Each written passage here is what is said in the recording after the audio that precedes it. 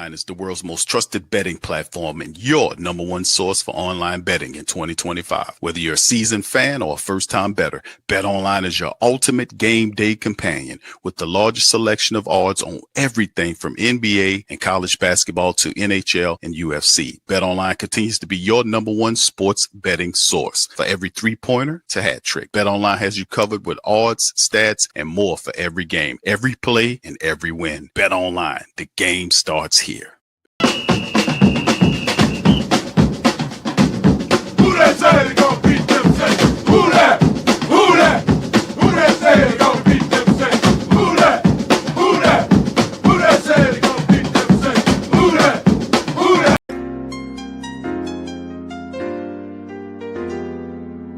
Yeah.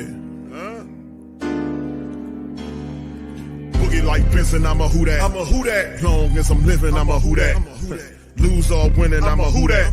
Sports Coma, yeah, this is where we do that.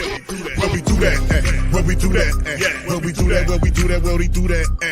Boogie like Benson, I'm a who that. I'm a who that. Sports Coma, this is where we do that. Where we do that. Welcome, welcome, welcome. Somebody please better help. Running this thing like Elf. I thank God every day I'm not a felt. Go to YouTube Live with Big Q and the guys. If you ain't ride or die, the bandwagon get flipped. Been marching in, that was way for the ring. I was yelling out your chain for the championship. Bucking on town, duck down. Falcons, pluck, get shut down. Panthers ain't much touchdown.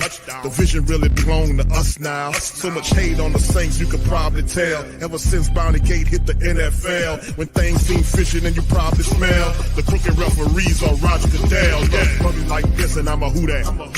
Every day I'm living, I'm a who that. Lose or winning, I'm a who that. It's the Sports Coma, this is where we do that. Where we do that, where we do that, where we do that, where we do that, where we do that. Boogie like this and I'm a who that.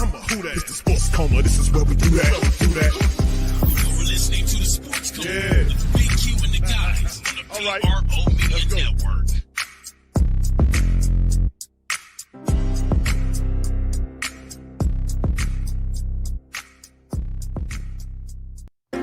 All right, shout out to the mighty Who Dat Nation. Welcome. You're now rocking with the Sports Coma with Big Q and the guys, where we have intense, entertaining, educating, and enlightening sport talk from your favorite sports fam. Shout out to the fam. Appreciate each and every last one of you for being in the stream. Much love, Black and Gold family. Much love. So appreciate you guys being on the stream. Hump Day edition. We up in this thing. Much love to you guys. Hope you guys are having a fantastic week in this piece. So much love. OG Jerry is in this thing. Good to see you. Nolans 504. Good to see you, fam. Appreciate you for being in this thing. Brother Nolan says, I feel like the Saints are teasing yes by looking at Sanders, but don't get me wrong. I would like for the Saints to pick him up. Thank you, brother. Appreciate you. Shout out to Desi. Much love to you. Appreciate you for being in the stream as well. Big ups to everybody, man. Cartel, shout out to you. Young City 9 is in this thing. Big ups to you. All right. OG says Q sounds like you and Bob Rose talk. Great minds think alike, man. You know, Bob is one of my all-time favorite Saints writers, man. You know, I've had Bob on the show several times. And like I said, he's one of these honorary great Saint think tank family member, man. So he writes a lot of terrific stuff, man. So probably going to bring Bob back sooner or later, man. But love to hear some of his thoughts. But great minds think alike, man. All right, St. Doug, shout out to you. Bullard Family Travel Vlog, big ups to you. Redeemed Sauces in this thing. He said he won't make it past 3. I hear you, brother. I've been saying that. I've said that. That's why the previous stream, I think that was the Monday installation of the show, talked about pretty much Shedeur, that the Saints would have to go up to get him because maybe I'm a little hard-headed. But I've seen a lot of stuff that happened over these drafts, and you have several QB-starved teams, hungry-ass teams looking for franchise quarterbacks. It's just hard for me to imagine that the Cleveland Browns would pass on him. You know, they need a lot of stuff, but you need a franchise quarterback, especially when the owner slam danced his franchise quarterback by calling it a swing and a miss. You know, so like I said, the Giants are up there, even though they do have Jameis on a 2-year deal, Russell Wilson on a 1-year deal. We covered all that on the previous stream. That's why I said I think they might have to go and get him, but we'll see. Shout out to brother Derek. How you doing, sir? Appreciate you for being in the stream as well. Much love to everybody, man. Appreciate y'all for being in the stream, man. What's up, brother Wallace? Big ups to you, bro. Bev, what's up, Beverly? Shout out to the queens in this thing. KB, what's popping, baby? Good to see KB in this thing as well. The queens are representing. Who Dat Daddy? Big ups to you, brother. TJ Scottzilla, much love, fam. Appreciate you as well. Happy birthday to brother Quavatus. Let's give him a round of applause, man. Brother Quavatus, happy birthday to you, brother. Happy Who Dat Day birthday to you, brother. Shout out and happy Who Dat birthday to brother Quavadius, man. Vic boy, what's happening, bro? Good to see you, man. How you been, man? Hadn't seen you around. Hope everything is good. Much love to Desi. What's up, baby? How you doing, Desi? Antoinette, all the queens representing. We up in this thing. Black Major, how you doing, sir? Brother Booker's in this thing. Jaden, shout out to you as well. All right, much love, fam. Big Velly was popping, fam. Good to see you, man. He said he didn't get the notification. Yeah, that's on YouTube, bro. Mad Drummer, much love, man. Brian, how you doing, sir? Appreciate you for being in the stream as well. Much love, everybody. Brother Cartel says, honestly, Q, I would like for us to get Shedeur. The only thing making it difficult to believe is what if there's someone else on the board who can make an instant impact. I get you, bro. That's the crazy part about this draft, man. I have to be honest with you, fam. This draft is just unbelievable. Insofar as the uniqueness of this draft in respect to what the Saints have been doing in this offseason. Like, this is a very unique situation. A lot of people see this as a rebuild, but as you could tell, they're not taking it as such. I mean, Mickey Lomas read up with all these people. He freed up all this cap money, and you got 20-something odd $1 million in cap money for the Saints. What is the actual figure now? 2702. You know, it's what it is, over 27 million, according to Over the Cap. And what it is basically the Saints have different ways they can go here.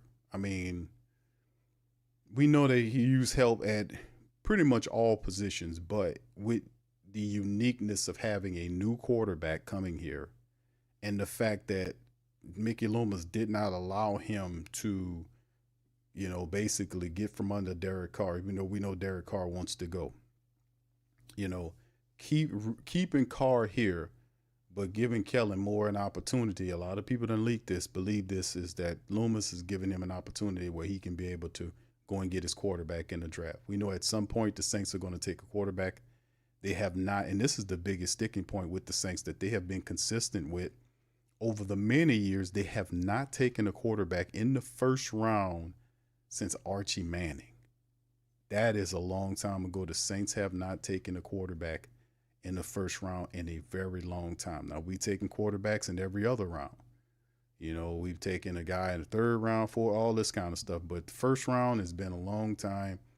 And wouldn't it be a fantastic gesture if the Saints was to do this? So I think a great deal of the Who Dat Nation, even the national people, are in unison with this thought process, because for whatever reason, he's sliding. For whatever reason, and I heard Shannon Sharp talked about this, he made the points that I made, and I said what I said about the sliding. Like, how long was that ago, fam? Last week, and he said, I think early this week, when he was talking to Mel Kiper, he's like, I don't understand why he's sliding, and that's what I was saying. And Mel Kiper actually has Shedeur ranked ahead of Cam Ward.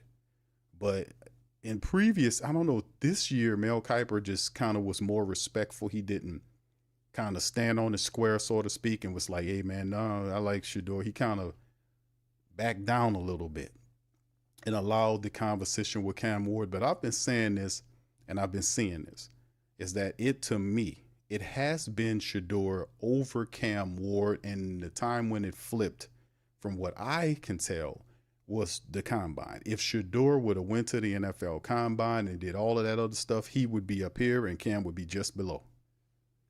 But I'm saying they didn't like that. They didn't like the fact that he didn't want to throw there. He went there and talked to him, all that stuff, but he didn't throw until he went to his pro day.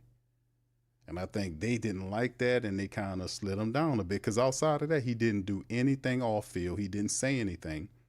He didn't do anything to diminish his draft stock, and he should not be sliding. But that's the commonsensical aspect of it. The truth is, if they're foolish enough, and this is the point that I was making, if they're foolish enough to allow Shedeur Sanders to slide to the Saints at 9, I told y'all this the other show, we will tear them up, because that's what you need.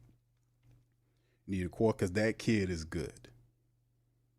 That kid is good. He's a good decision maker, got ice in his blood. You know, like we played, he stood in that behind that shaky, rickety offensive line that they had and delivered and delivered and delivered. He had 4 years of that.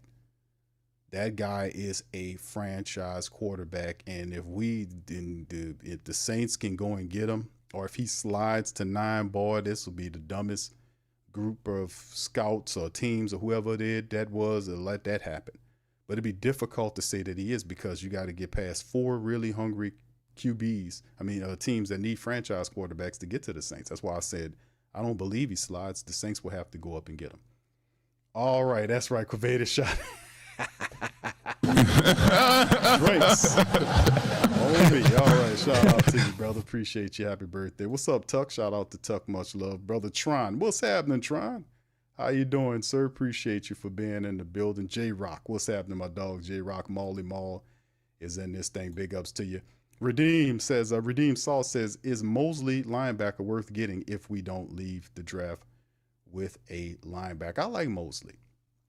A solid linebacker. It's just all a matter of cost. And at some point, you know, we're looking at the franchise quarterback. But to be honest with you, there are several, there are several positions that the Saints really need to look at in this draft. I don't know, you will be able to get everybody, but a good, wise draft, you'll be able to fill some needs. We know Demario Davis is retiring. We know Cam Jordan is gone. Taysom Hill is gone.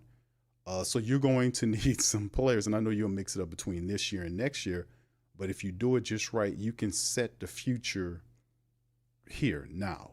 You really could. If you go and if you have to move around depending on what you have to do, you can land several players in this draft to appease that. We know the linebacker position they're not really talking about, so to speak, because the Saints' 34 defensive look, they slid Chase and Carl Granderson to the linebackers, to outside linebackers in the 34 look. Also, Isaiah Foskey slid. So at some point, you have to look at the Saints' defensive, the down 3 linemen, and say, who are your down 3 linemen going to be? Is Cam Jordan going to be one of those guys? And then maybe you look at in the second round, or depending on what you do with your draft selections, you might need to make a move and get some guys, because there are some good guys here. I don't think Pierce will be. I think Pierce will be gone in the first round. Definitely Williams from Georgia. He'll be gone in the first round if you're not looking at that for the QB. And then, of course, later on, maybe in the second round, Princely from Ole Miss. But there are a bunch of really good defensive linemen. What's the kid name from what's his name? I forgot the guy's name, and I'm going to have to pull up. But there's so many really good ones, man, that are out there that can fit. But remember, if you run in the 34 look, you got to get one that kind of fits you well in that 34 look. So even if Shedeur's not the guy, this is a very unique draft, because the Saints family, they could really go anywhere here depending on how it goes and capture some really good player. I mean, it's really that wide open. Now, Shedeur is the guy because you're looking at Kellen Moore and you say this, that, and the third. But they have to be a contingency plan if Shedeur is not there, and if the package, like if they want to go and get him because of what else happens, and they are not able to secure his services, then they have to have a fallback option, and then a third option. If, okay, we like this, what about this guy? How do they feel about Jackson Dart later on. How do they feel about Jalen Milroe? We'll talk about that as well. So big ups to y'all. Thank you, brother. Appreciate you for I'm trying to say thank you very much for picking me up, bringing me back to this world. Indeed, bro. Indeed. A linebacker to replace Demario Davis is definitely something we need to look at, because although I'm not really sure about DeMarco Jackson, he just really hadn't showed me too much. I like Anthony Orji, the undrafted guy from Vanderbilt. He really showed me a lot. Ford from Texas had some spots there. Stallbird showed a few things, but there are a lot of unsure commodities at the Saints linebacker position. And there are quite a few of them that'll be available in the draft, but depending on how the Saints see it, we'll see, bro. But thank you for that as well. Appreciate you, fam. Much love. All right. Much love to all y'all, man. Much love. Appreciate you. KB Free, what's happening, fam? Says, love you and the crew, Q. Shout out and much love to you too, my friend. Appreciate your time. Forget Shedeur, he says, Q, need to build the roster and see if Rattler can do it. All right. Draft Milroe or McCord. Okay, I like McCord. Actually, I like Milroe too. A lot of people, like I said, Milroe kind of reminds me, he's not exact, and these situations are so very odd because it's hard to not compare Milroe, and y'all know I'm going with this, with Jalen Hurts, because they were saying the same thing about Jalen Hurts in his third year when he was with Alabama. I talked about this on Monday's show, that he then transferred to Oklahoma, threw for almost 4,000 yards, had over 30 touchdowns that he threw.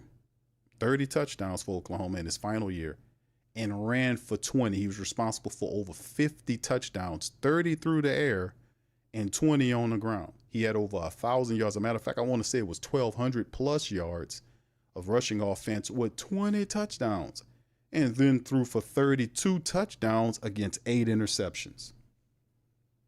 And they said that man was a 4th round pick that couldn't throw the football. Philly says, man, that's foolishness. We'll take him in the 2nd round. Look what you got. And I'm saying, could somebody take, because listen, Jalen Milroe, we played against some LSU. Y'all know that. Jalen Milroe is obviously, he's one of the fastest men on the field when he's out there. I mean, he's an athletic domino freak. He's physical. His issues was accuracy. He's got a little bit of gunslinger in him. I think he had how many was it, fam? 18 touchdowns, 15 to 18 touchdowns against 11? Something like that. It's in the teens versus 11 interceptions, which that touchdown to interception ratio is not very good. But he does have, if you can get somebody to kind of help him develop that aspect of his game, then he's a commodity. But if you have some imagination, you can use him in all kind of ways. Now, I'm not advocating that you take him obviously high, but at some point in day 2, somebody gonna pull the trigger on Jalen Milroe. Somebody, you know how it is. But thank you, fam. Appreciate the comment there. KC says Cam didn't throw at the combine either. I can't. How do we explain it then? How do we explain it? I don't remember. Didn't Cam throw at the combine? You might be right on that, KC, come to think about it. But how do you explain the flip-flopping of the two then? How do you explain that? How do y'all put it in the chat? Tell me, how do you explain the flip-flopping of how Shedeur went here and then Cam shot up here? What was all that about? Was that just he had a better publicist? Did he have some better connections? How do you explain the flip-flopping like he was exponentially just better than Shedeur? Now, Cam has a liver arm than Shedeur. That's this based on the film that I study and watching both of these guys. I still say Shedeur is above him, but we talking 1A, 1B. You get what I'm saying? 1A, 1B. 1A, 1B. But I still say Shedeur has had him the whole time like this, and they're going up like this. I don't see why they flip-flop them like that. But then that's maybe that's a little smoke screen on that. Who knows? But they do this all the time though, right? When remember the year we seen this before when guys were dominating. You had a guy like Cam Newton what Cam just tore up college football that year was him and McFarland, who had the heart ailment with the Saints. The big defensive lineman was both him and what's his? I want to say his name is McFarland. Wasn't his name McFarland, family? Who had the heart ailment? He was good. He was with the Rams. I think he was with the Rams. Came here to the Saints, had a physical, and they found out he had some type of heart ailment. He had to stop playing football. They took a physical. Saints saved his life because he had no idea. Now, the thing is, those two players, you had a dominant defensive lineman, you had a dominant quarterback, those guys for Auburn that year, tore it up. When the draft came, they had, what's his name, as the number 2 guy from Missouri, Blake. Was it Blake Bortles? No, it wasn't Blake Bortles. Who was the quarterback that year, fam? They were putting up there. Y'all remind me, man. Who was that guy? Who was that guy? Who was the guy? I want to remember. Y'all remind, who was the guy that was they were comparing next to Cam Newton that year? It wasn't Blake Bortles, was it? No, it was another trash quarterback. It was another Missouri quarterback. He had blonde hair. And he was tall. He had a live arm, but he couldn't do a damn thing. What was his name? Y'all put it in the chat. Y'all know who it is. I forget. Matter of fact, look, my interest is peaked now. Hell, let me let me pull this up. Let me see. It was a big quarterback. Okay. I think he went number 2 that year in the 2011 draft. He played for the Jaguars. Who was that garbage quarterback? Let me pull him up. I'm about to pull him up right now. And I think he was Cam went number 1.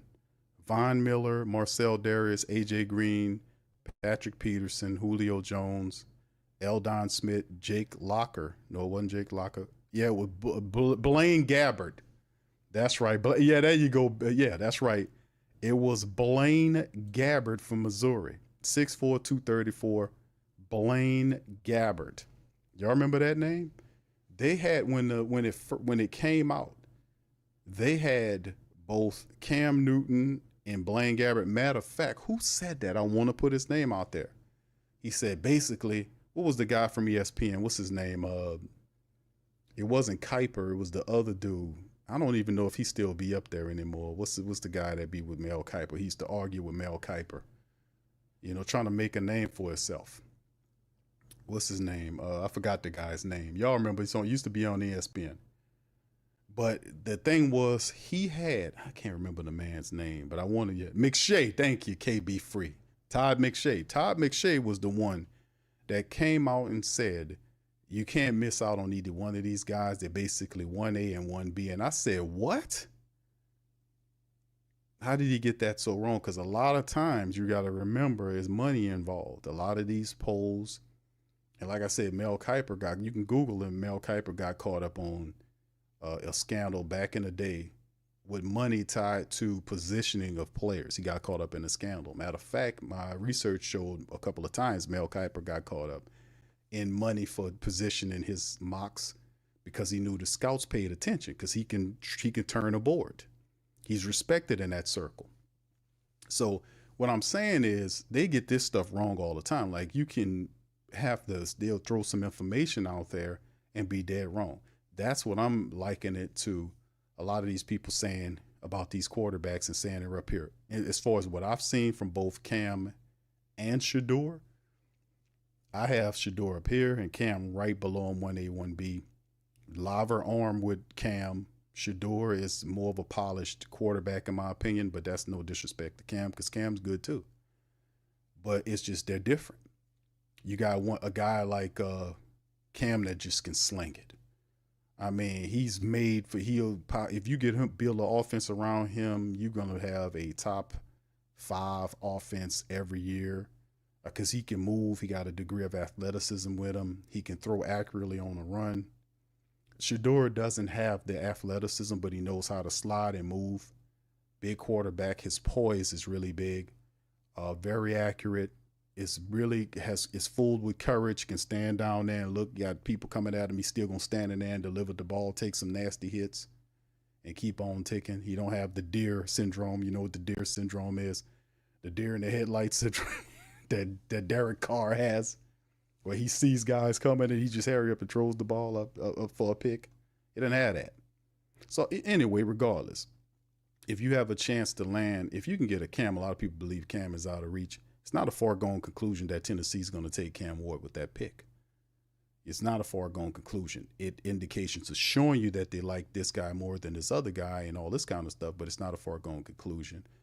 That you just have to be prepared for whatever happens, whatever scenario presents itself, because there will be some movement as we're getting closer and closer to the draft. There is going to be some movement here. So we'll see. All right, KB says, want to talk octopus with you on a later date. All right, that's right, brother. We're going to go there with David Griffin. That's right. Oh, the Pelican season is almost over. Sunday will be it'll be the season finale of the Pelicans' tumultuous season, man. It's just been pretty rough for us. What's up, Barbara? Shout out to Queen Barbara. Appreciate her for being here as well. Much love to you, Queen. Good to see you. Hope everything's well with you. Shout out to my boy KT. Much love as well. What's up, Lewis? How you doing, sir?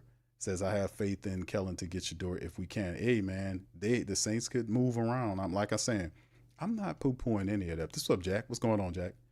I'm not putting any of the down because, like I said, they can go in any direction here. It's all open. It's all open. If he wants his quarterback, I'm pretty sure they have the draft capital and the assets to go and get him. They'll fill out the draft best way they can, and then after the draft is over with, they'll hit that next layer or layers of free agency when you start seeing, after the draft is over with, players that are still available, like wide receiver Allen, all of them have a de-escalated monetary value before training camp, all this kind of stuff. As you start seeing some of the veterans, maybe some veteran offensive linemen the Saints could use, another vet wide receiver, stuff like that, the Saints will have that opportunity to pick those guys up after the draft is over. King Chosen One. What's up, John? Shout out to John, man. King Chosen One says, I want you, big bro, because of half of these people on TV, I don't know anything about football. King, all right. Well, just ask your question, my brother, and I'll do my best to answer it, man. Thank you. All right. Big Valley says, is Ashanti Samuel still free? He is still available. We covered this on the other show not too long ago with Ashanti Samuel. He has a couple of injuries. Remember we covered that? And he has to clear like that physical aspect of, he got to get healthy. Guys will bring him in, but maybe he's just waiting to that next layer in between the end of the draft, coming into the mini camps and all that. There's another little push where you sign free agents and bring them into camp. He'll definitely be a part of that. And teams are not going to look at people like that right now. They're going to go into the draft, see if they can fill some needs here. And then after that is over with, then they'll pivot back to and see who's available and see if they can get them at a de-escalated cost. So they're just going to wait them out. And some of these players, they might come down on their asking price a bit, and it's just a very smart way of operating, if you ask me. What's up, Trey? Shout out to my brother Trey. Said hope for this draft is very low. All right, thank you. What's up, Montreal? Shout out to you, man. Appreciate you being in the chat. Shout out. All right, y'all do me a service, hit the like button as we move forward. Now, fam, of course, you see the mighty Alvin Kamara on screen. He's out at the Colorado spending some time with Deion Sanders. And a lot of people are saying that this is kind of tipping the Saints' hat to what's going on here. Now, like I said, man, let me see if I can bring up that other picture here of him. As you can see him, and that's prime time. He's chilling with prime time there. And a lot of people are thinking that this could be a thing now.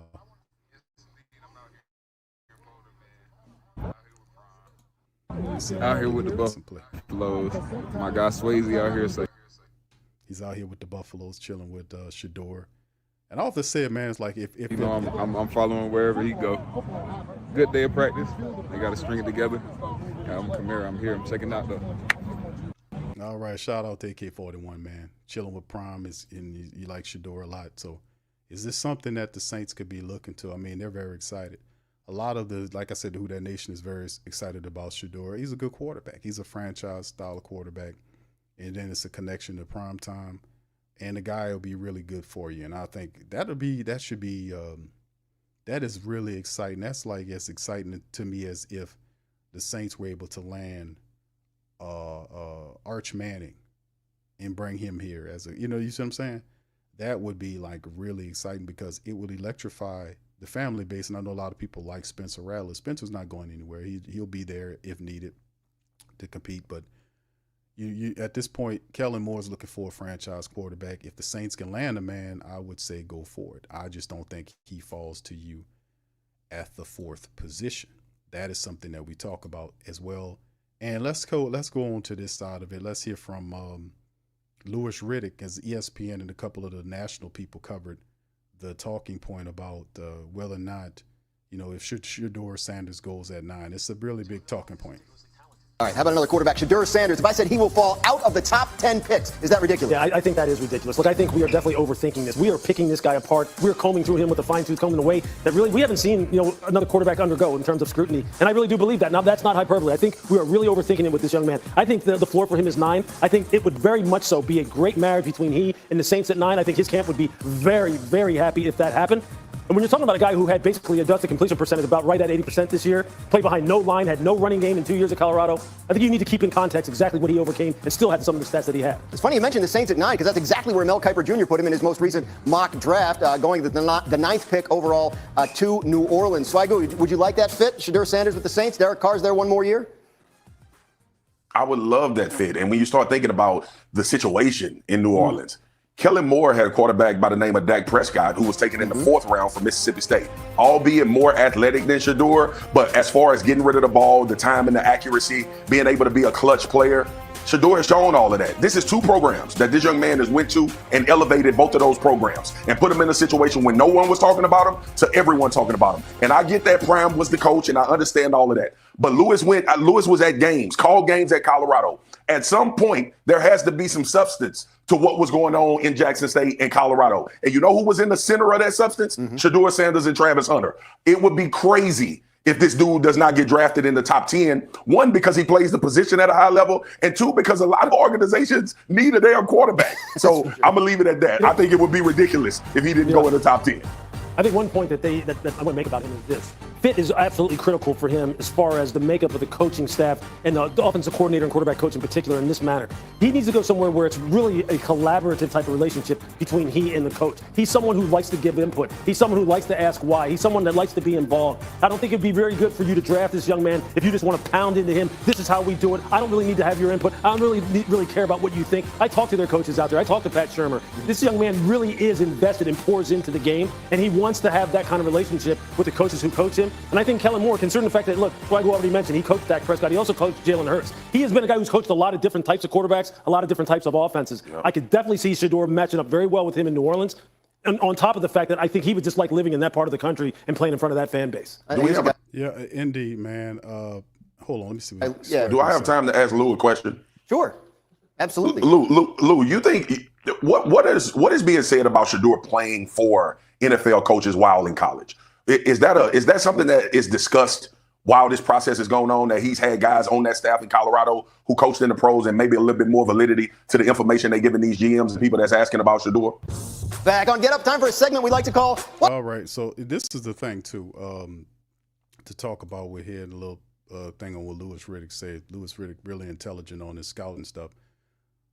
It don't make any sense to me why the slide thing going on. I think it's all just smoke. That's to be honest with you. I don't think Shedeur slides to 9 with Cleveland, looking for Tennessee, Cleveland, the Giants, the Jets, all looking for franchise quarterbacks, and then the Saints all the way down at 9. I don't think he makes it past all of those teams. So that's why I think the Saints would probably do good to trade up for him if he begins to slide. So like I said, there's a lot of talented people there, like Travis Hunter, all these other guys, Abdul Carter, Graham, depending on who you like, Mimbo, those guys are up there. They're really good. But in terms of as quarterbacks, franchise quarterbacks, ranked number 1. you can't do anything without a franchise quarterback. You really can't. You have to have a franchise quarterback. You have to have somebody at that position that plays at a high level game after game. And the thing is, I'm really happy that the Saints are looking in the direction of that. Now, whether it's true or not, we'll see. But I'm really, happy that they're pinpointing the fact that, hey, man, we need higher quality QB play at that position. We need we need to step it up a notch. And getting a young quarterback, like whether it's Cam or Shedeur, to be honest with you, would definitely like catapult the Saints in terms of the future aspects and excite the family base and raise up everything because of how he plays. It's not, like I said, I watched him play when he was 2 years at Jackson State at Colorado. A lot of people thought that he would not make the jump like from Jackson State, because that's quite a culture shock, to be honest with you. And even though his father was coaching at both places, he still had to play to a higher level to earn the respect that he had gotten. So, like I said, I love the idea that the Saints are looking in the direction of a franchise quarterback to go along with the Kellen Moore regime, to kind of leap that thing. It's just really cool. I got a lot of respect for the thought process. Now, what happens when we get there if the Saints back down? Because remember, we've been here before. From a historical standpoint, there were several quarterbacks that Sean Payton talked about and other people talked about that was affixed to the Saints they were interested in. You talk about guys like how the big ones got away, how he wanted Mahomes in Kansas City, stepped ahead of him and took him from him. You talk about the stuff he talked about, even Deshaun Watson when he was coming out of Clemson, how he was tearing it up. He talked about, what was the other quarterback we had? There was quite a few. Lamar Jackson, who the Saints foolishly took Marcus flipping Davenport as opposed to taking Lamar Jackson. Lamar Jackson was there. And the Saints took this dude from UTSA, and that was one of the stupidest picks in Saints history, I got to say. I would have never, I thought everything, we about to get Lamar Jackson, baby. Man, listen, we about to boom Davenport. Boy, I couldn't live that down. It was crazy to me, but they have an opportunity to correct it. And we'll see what they do. But anyway, let's pivot to this one. It's another one here. This is from Mike Fioria, whatever his name is, from NBC, and the other brother to talk about the talk dealing with it, because there's a lot of talk right now going on between. Are the betting favorites to land Shedeur Sanders 3-1, just a tick under the Giants at plus 350. And Devin, you mentioned the Giants. Hold on, let me kind of slow it down, fam. Look, after they signed Jameis Winston and Russell Wilson, I was told, and Sims has heard the same thing, that they're not in play for Shedeur at 3. That doesn't mean they couldn't trade down a few spots and take Shedeur later, right? Hey, if it goes Cam Ward and then Travis Hunter and somebody wants to come get Abdul Carter, if the Giants go down a few spots and can still get Shedeur Sanders, maybe they would do that. And that would explain why at least the betting markets view it as a plus 350 proposition that the Giants end up with him. I don't think they get him at 3, but maybe they'd get him a few spots lower.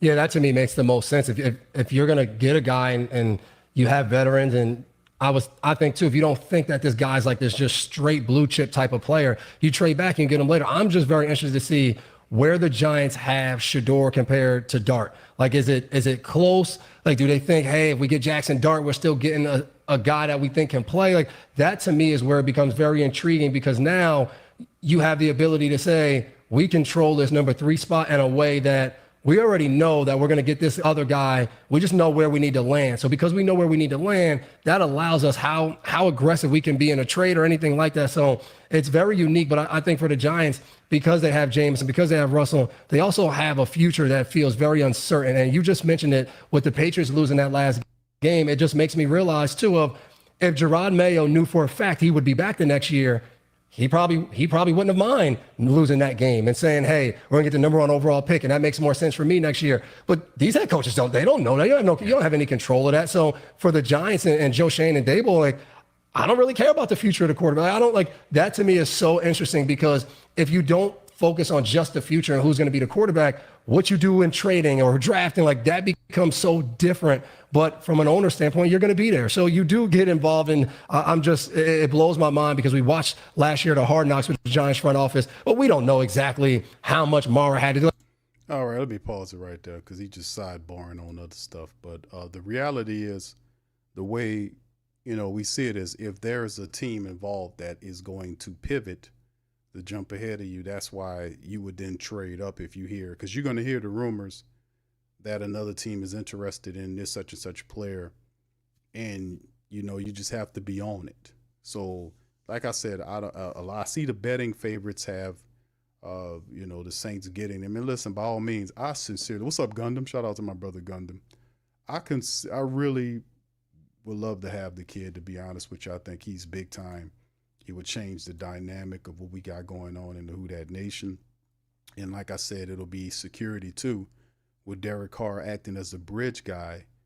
But it most certainly, to be honest with you, like I was saying about Derek Carr, Shedeur, with Derek Carr coming as a bridge option this year and next year with that $70-something million dead cap hit, it's going to be interesting because, man, you go after Shedeur Sanders. That's not good news for Derek Carr, because if he screws up, they're going to be yelling for him, and I don't think they're going to play games like, remember we showed last year how Dennis Allen was playing games with the backup quarterback position. He knew just how funky and dirty that possum was. He was running around playing games like he was we don't know who the backup come on, man. Who plays games with the backup quarterback? You know who the guy is going to be, the second and third string. Remember last year, and I told y'all guys he was going to do that because I know how off-code people behave, and then pretend like they're not off-code or doing effed up stuff when they know they don't want nobody to do that to them. But they'll do it to you all day. He was playing games, didn't want to name Spencer as the guy because he knew how popular Spencer was to the rest of the supporters. A lot of the supporters love Spencer Rattler, and they wanted to see him have an opportunity to play if Derek Carr wasn't playing up to snuff. And Dennis Allen, what he did was he would then move Spencer Rattler to the third string position using Jake Haener, and a knock at Jake Haener's credibility when he says, hey, I deserve to be the backup quarterback. Yeah, you may be a backup quarterback, but not the second string. When he did that, I was like, man, this is a shady dude. Y'all better watch out for that guy. He knew he didn't earn that job. He didn't win that job. Spencer Rattler blew him away in that competition, but he's sitting up there saying, hey, I deserve the opportunity. But he got played in the proposition because he should have did it righteously by telling him, nah, man, I'm not gonna. This guy won the job. He won the job. But then he got exposed in that game when he. So see, justice is gonna come out one way or the other. But the bottom line, that's what Dennis Allen was doing. He was playing games, trying to protect Carr from Spencer Rattler's popularity and what he had done. They did not want him to be the second string quarterback, because if Derek Carr struggled, you'll be hearing the Who Dats from the stands yelling to put Rattler in the game. So if you draft Shedeur Sanders here, could you imagine what happens with Derek Carr if he screws up in these games? Not saying that he will, but if he doesn't come to play this year and knock off the stuff about not knowing what's going on, all this kind of stuff that he likes to play the game, like I don't know why everybody doesn't like me. Like, I study film, but you don't see the film where you staring people down. You don't see how you stare one side of the film down. You don't see that. You're supposed to see everything in film, but he pretends like he's doing the film work. You can't do that. If you're not moving that offense and winning games, you're not going to last a full season with a first string, a top 10 first string quarterback there. Look, ex Kirk freaking Cousins from the fail kinds, his brother Jerry calls him. Look what happened to him. And he was making more money. Well, he made $180 million they were giving him. So at the end of the day, the money won't protect you up to a part, and the coach who brung you in to protect you is no longer there. If you go and get Shedeur, that is going to be very telling. And I think he understands that to a degree. It's like, right now, they're hard on him because of the fact that this team is not producing, and you are its quarterback. You're its high-priced quarterback who needs to step his game up higher, because people are not just saying that's the game they play with people just hating on Derek Carr. Man, people ain't hating on you. You need to perform. You need to perform and stop making so many damn questions. These people don't get it. And I'm not talking to the people who don't get it because, they just see you see what you want to see. And I ain't here to convince you otherwise. I'm not talking to you if the message don't penetrate your mind. If you don't get it, you just don't get it. Study the film and prove me wrong and show me that he's not staring people down. He does it every other play. The checking down is a byproduct of not studying all of your progressions. You're supposed to progress and go through all of your receiver options before you drop down to check the ball down. You checking it down because you're not looking at everybody. That's why receivers are getting frustrated. And I'm saying that will magnify with Shedeur coming down here because he don't stare people down like that.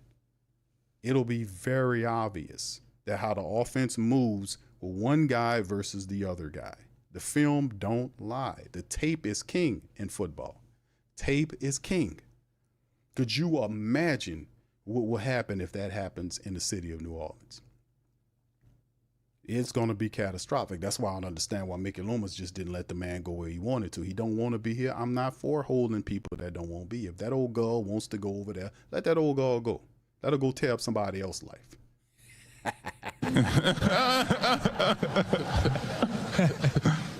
You let that old girl go over there and tear up somebody else's life, man, and you go do your thing. You understand what I'm talking about? Let her go. But anyway, man, let me keep it moving and grooving here. Let's hit this up right here, man, and look at this. Now, this is a list of the top 30 visits, the top 30 Saints visits up to part right now, family, and a good, healthy tracker list right here provided by NFLTradeRumors.com.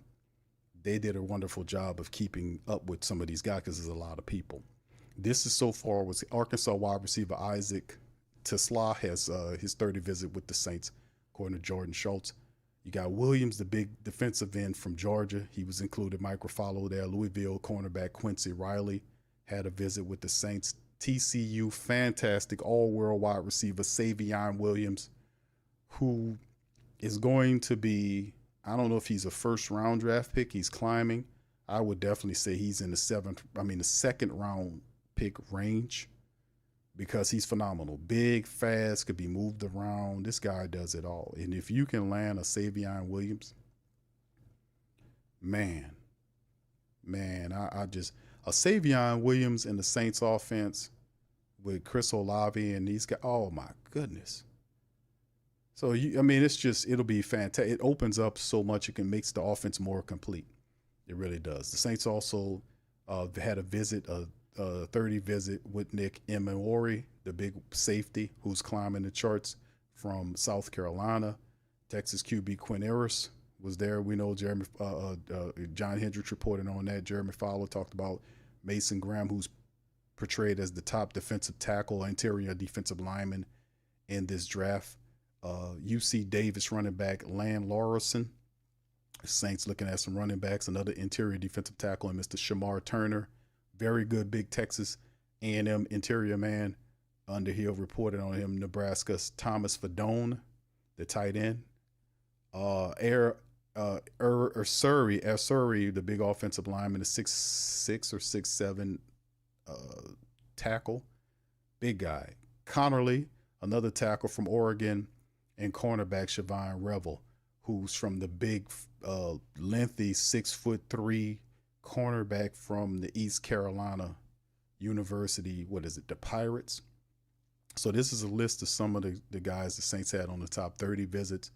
These are terrific game-changing players.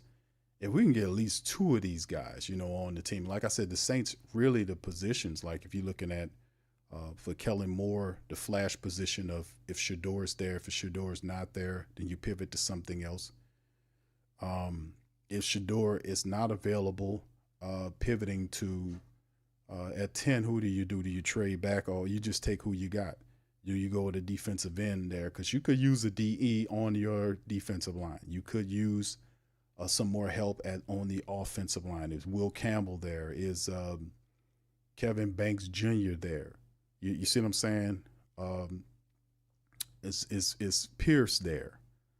You know, you see what I'm saying? If that guy's not there, can you pivot to somebody else and then come back in the second round and see about it? So all these scenarios are being kind of thought about as your draft board is built. But obviously the Saints have, you know, Shedeur in very high rankings, and he's looking at them saying, hey, Deion's looking at him saying, hey, man, I like that. And another cool thing too, family, to be honest with you, is if the Saints are able to get the, you know, move in position or take Shedeur, whether he slides to him or they move up to go and get him.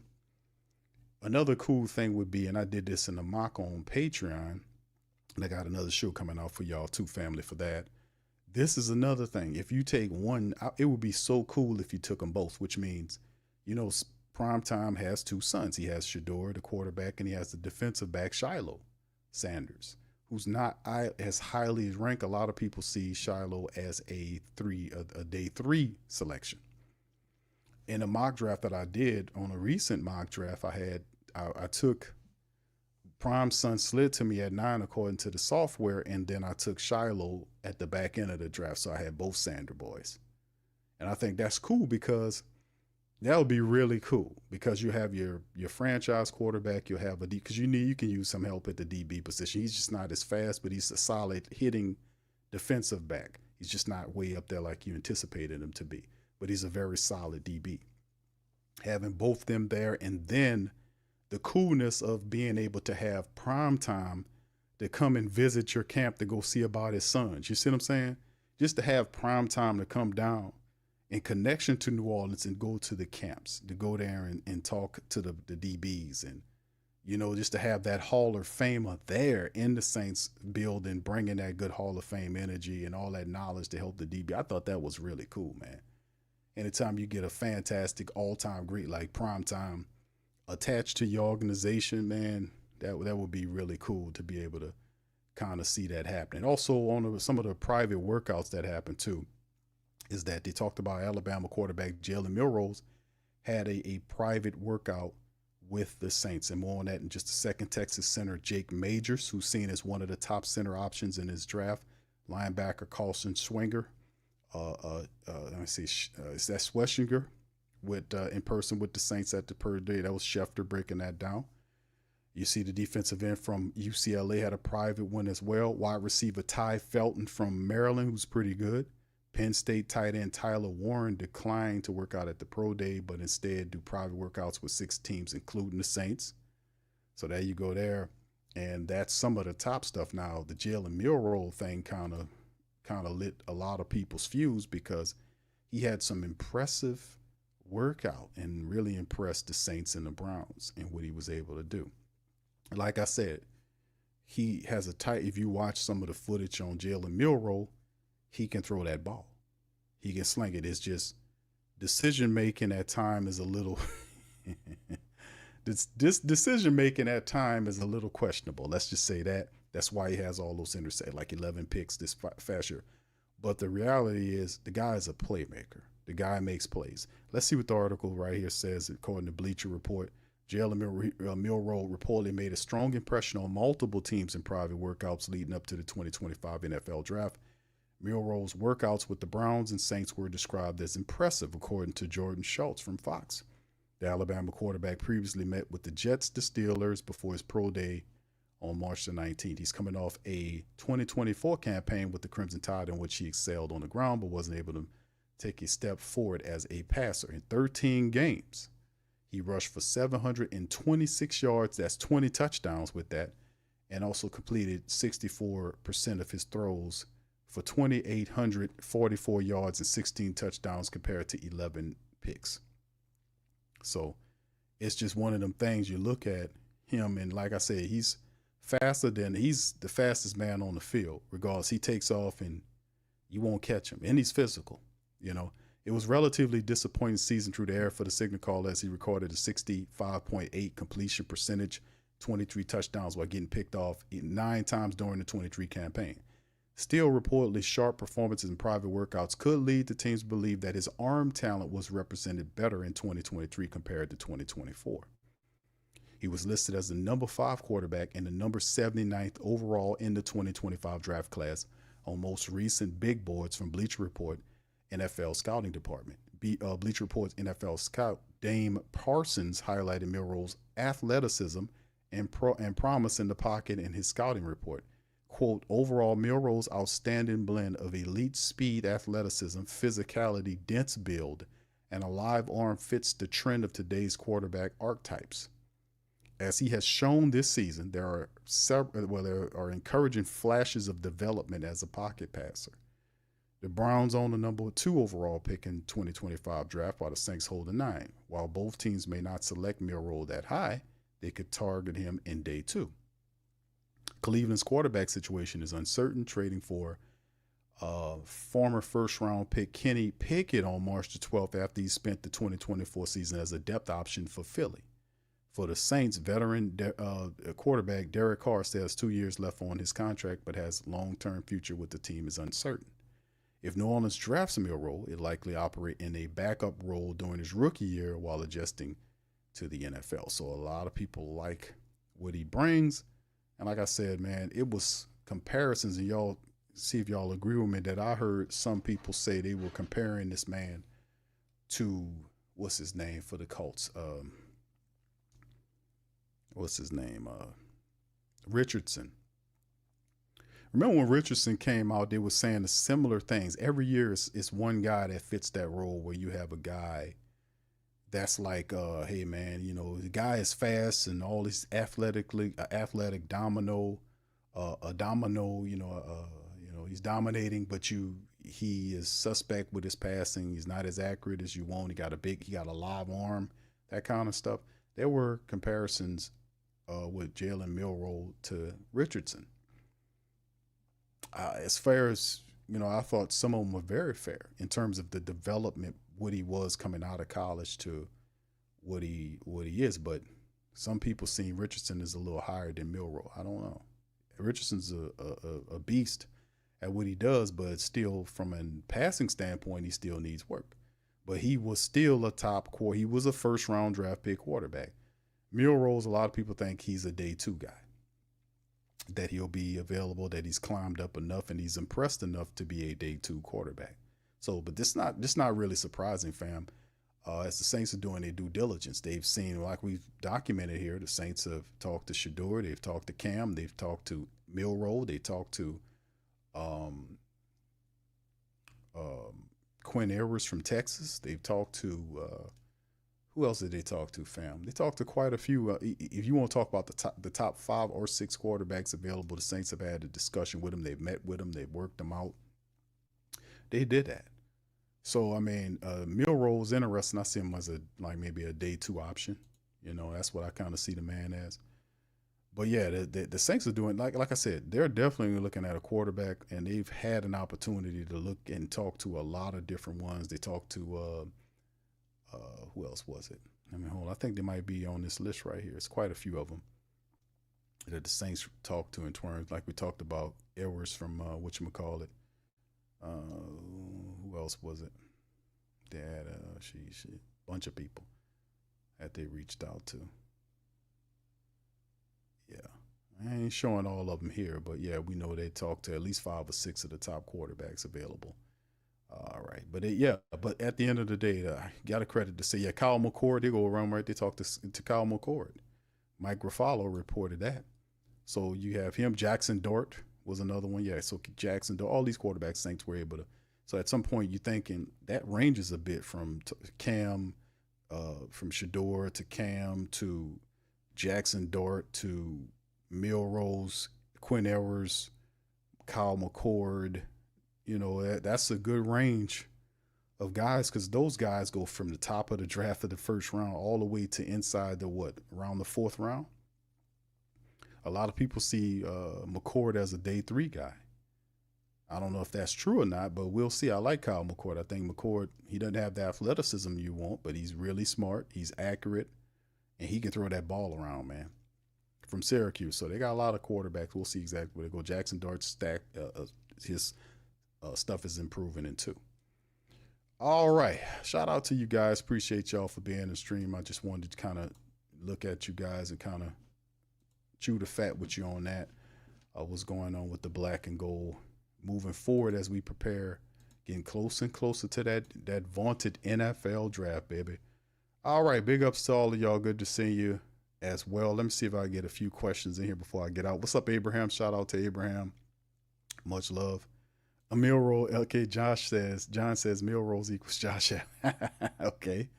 All right, that's interesting. Yeah, Richardson. There you go. King Blood, you know just what I'm talking about. What's up, Scoop? Shout out to my boy Scoop, man. Much love, man. What it do, pimpin'? Shout out to my brother. Doc54 says Milroe to me is better version of Taysom Hill. Wow. Wow. A better version of Taysom Hill. Milroe. Yes.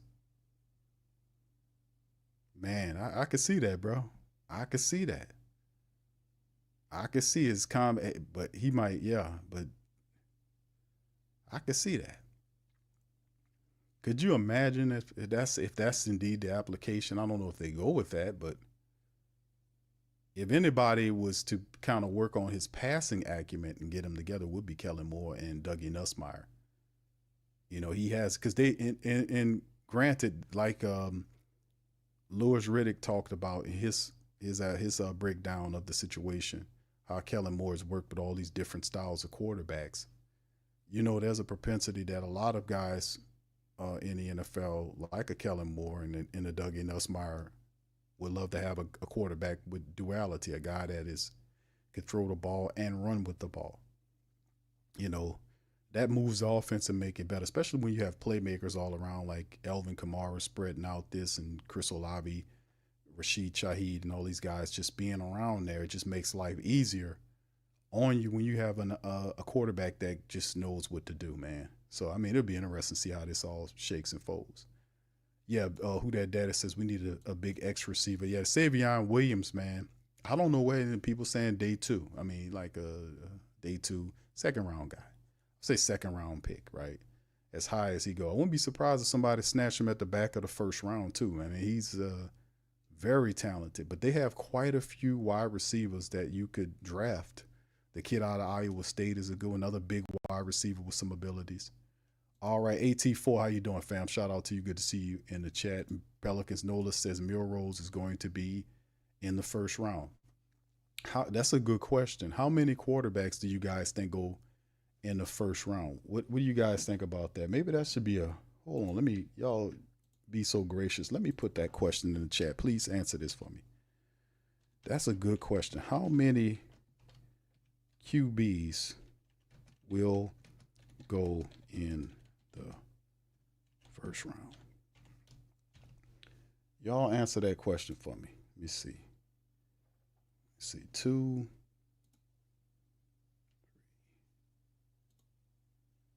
4, or 5. Y'all answer this. There go the poll question right there. Y'all chime in on the poll question there. That's a great question. How many quarterbacks do you guys think go in the first round? You know, we know there are going to be at least 2 with Cam and Shedeur. But how many other quarterbacks do you believe go in the first round? Do you think it'll be 3? Do you believe Jackson Dart will be a first round quarterback? Do you believe there'll be another quarterback in the first round? 4 quarterbacks in the. What do you guys think? Y'all chime in the chat. Let me know. Please, if 200 of us in here, please feel free to kind of let me know how y'all feel about that. All right, thank you. King Blood says QBs, I'll take either Shedeur at 9 or Dart in the second round. Okay, thank you. All right, King Cho said Dart equal. Kenny Pickett 2.0.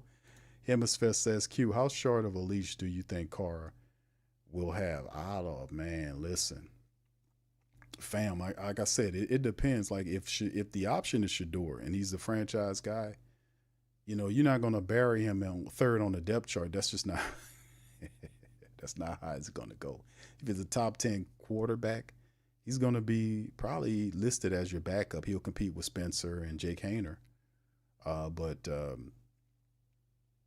it'll be if you reach up there and get a top quarterback, even if you get a guy in the second round, if Shedeur is not the guy, and you get Jackson Dart or Milroe or somebody like that in the second round, he would definitely be on a short leash because it's going to be tough, man, for Derek Carr.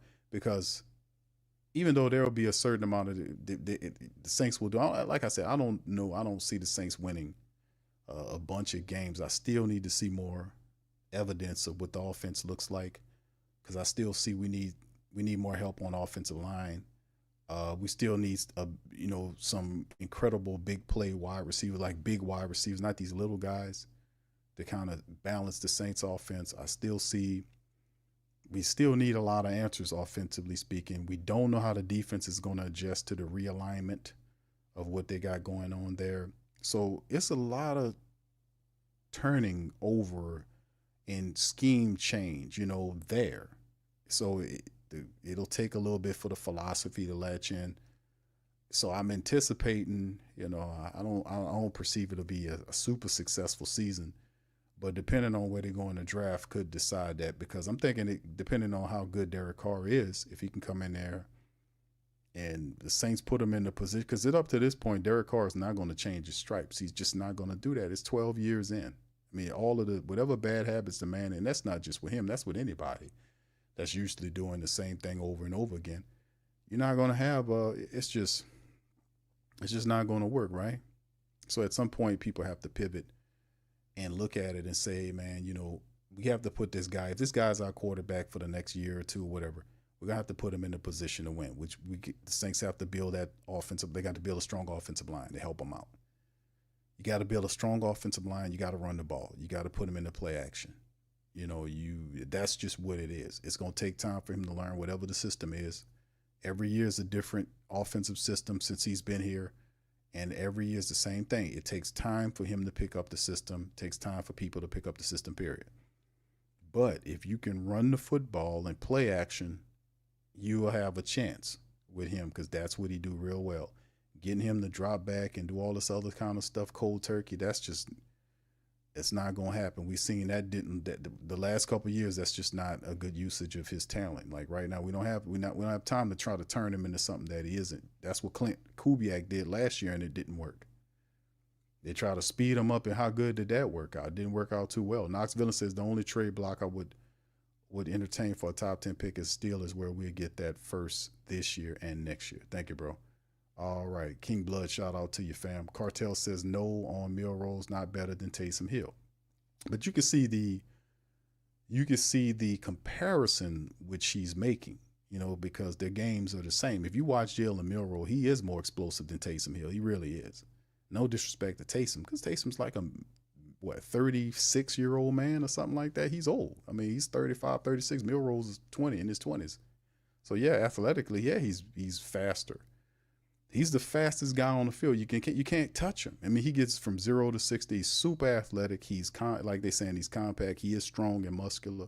He does throw a tight ball. He's just, decision making needs to be worked upon. But it's a lot. If you develop him into something, I'm not saying they're going to get him, but I'm just telling you as a scout. But I can see the comparisons.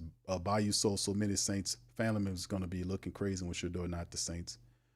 Why y'all get all your hopes up knowing we talking edge rush out of ICDC college? No, it's just a talk, bro. I mean, that's what you do during draft time, is you talk, because that's all it is. It's nothing but rumor mill and speculation that's happening out of these camps. A lot of stuff is tying to people, and you're hearing a lot of stuff going. If the Saints really wanted him, they can go up and get him, or based on where he goes. I don't believe he slides, but at the end of the day, man, it is all talk anyway, right? It's just talk. It's just going over what's happening out there right now. Cartel says, knock you something in that Kool-Aid. You heard me? All right, thank you. That's a high pedestal to put him on when he haven't done it on the next level. Talking about with Taysom, I can see the comparison. I can see the physicality. I've seen, like I said, if you watch footage of Jalen Milroe at Alabama, we played against LSU. He ran around us and dominated the team. He did that all season long, just running all over the people. He'd run over people, scoring touchdowns. A part of his game is decision-making and his accuracy. So, I mean, that's just how we go. KB says, yo, Q, before you go, we did Mickey an impression of how Mickey would try to explain or even apologize to Carr about drafting Shedeur. Why would he apologize to Derek Carr for taking Shedeur Sanders? Kellen, that's what I was saying. That's why Derek Carr knew he wanted to go. Derek Carr wanted to go. When Dennis Allen got fired last year, he was on a train of nowhere. He knew that. And I said this before, his protection was gone. And if the new coach is coming in, he's going to want his own quarterback. So even though he says he respects Derek Carr's game, he's going after his own quarterback, which means he sees him as the proper representation, perhaps the future of the team at that position. So his loyalties will reside with the guy he drafted.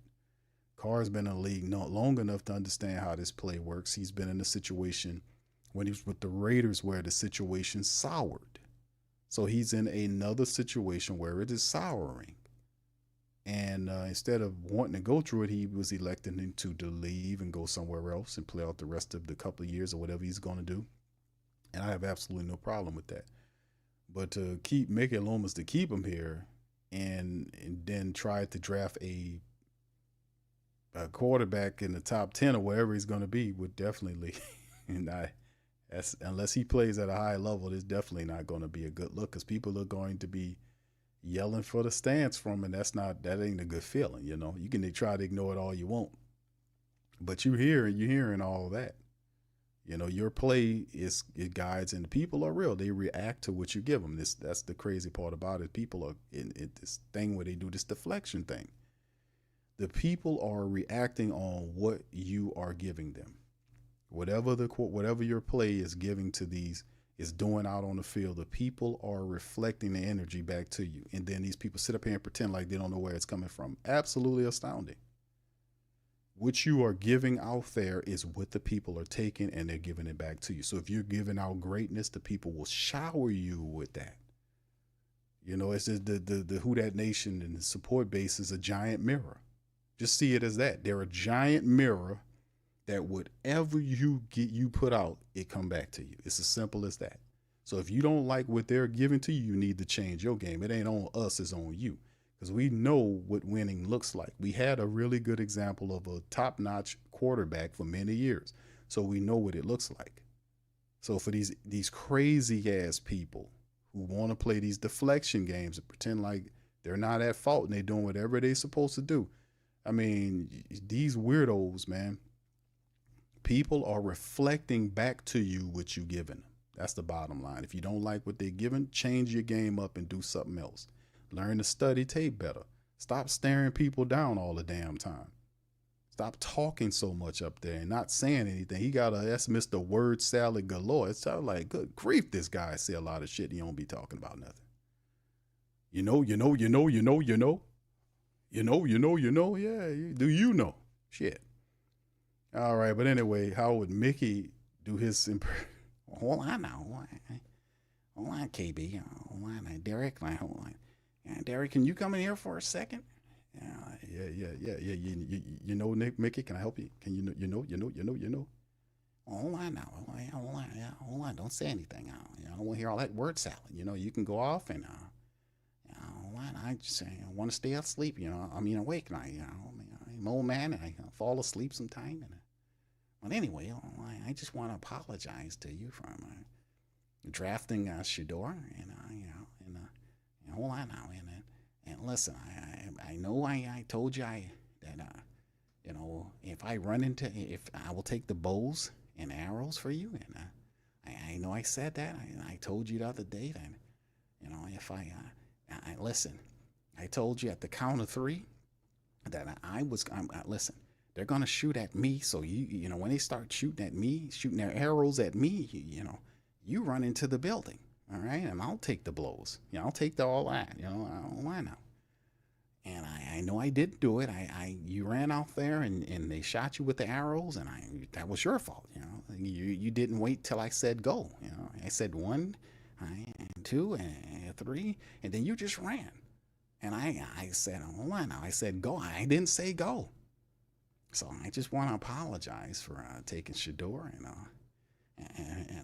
and listen, my door is always open until it's not.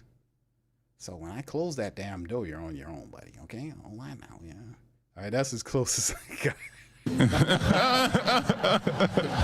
All right, shout out to you, KB. There you go. That's the Mickey for you, baby. That's as good as I got right there. A Mickey, man. Hold on now. Goddamn it. Hold on. You guys, hold on now. Shedeur, hold on. Yeah, man. So, end of the day, I just think it's really awesome, man, to be honest with you, man. Whether it's I just listen, fam. I know it might not be the man, you know, we just going over just rumors. But at the end of the day, I could appreciate the fact that the Saints are looking in the direction of a franchise quarterback. You know what I mean? They understand the finality of the Carr situation and that you need a franchise level quarterback. And I like that. You know, I think that's a positive as opposed to just being with all these bridge guys all the time. Got to bring the bridge guy in to get to another. Enough of that. What's up, brother Derek? How you doing, bro? He said, I think they'll take a corner or an edge rusher. It could be, bro. Could be, bro. We'll see what happens. Like I said, it's all wide open. None of this stuff is exactly concrete right now, especially when you got another couple of weeks before the draft. A lot of stuff is just speculative. Bayou Soul says Shedeur is absolutely 100% culture fit. I would say that. I can only imagine how lit he would have the city. He would light it all up, bro. To get him down here, that would be. Yeah, then I think he fits well with Kellen Moore and Doug Nussmeier. Smart quarterback. You know, it would just be. I don't know. That would be awesome, man. That would be awesome if they can pull that down. But you know, like I said, I like Cam Ward too. If he falls to us like that, or if that's the case, it might be. We'll see. All right, OG to the third degree. Shout out to you as well, Desi. She likes it. All right, RG says, could you imagine Sean Payton with Shedeur in New Orleans? That would be, yeah, I know. Sean Payton would love it. Wasn't he talking to Shedeur? I seen some footage of him standing up there talking to him. Slick ass. All right, RG says, Mickey reminds me of Jerry Jones and how your coach brings you success. And now you as a GM try to replicate the success of your coach. Yes, indeed. Didn't work out too well, did it? All right. Yeah, hold on now. God damn it. You Saints guys. Hold on. All right. Lewis says, I think Mickey can turn it around. He's just stuck in his ego. We all go there, but we don't have to stay there. That's right. Listen, all I have to say about the Mickey Loomis, like I said, Mickey Loomis, and I'm not going to get up off that because we know about Mickey Loomis. He's incredibly arrogant. I don't like how Mickey Loomis deals with the supporters of the club. I don't like that at all. I think Mickey Loomis needs to step down as the general manager. I think Kai Hartley should be the new general manager. Mickey Loomis stepping down does not remove him from a job. He has the VP job. Remember, he has two jobs. He's a VP and a general manager. He can give up the GM to somebody else. He sits stubbornly on the team. I think somebody else should have more control over the say. You know, and I just think that a smarter organization will add smarter football people to the upper parts of the administrative level. Like a Dennis Lauscher should be rebranded something else. I don't think he's a president of football operations, and when he don't know nothing about football operations on the field, I think that's stupid. His knowledge base as far as football is almost the same as Gail Benson. So you can't have two people at the top of your organization who don't know about football, man. That's just ridiculous. And everything is reliant upon Mickey Loomis to make certain key decisions. And we know Mickey Loomis is already in dementia land already.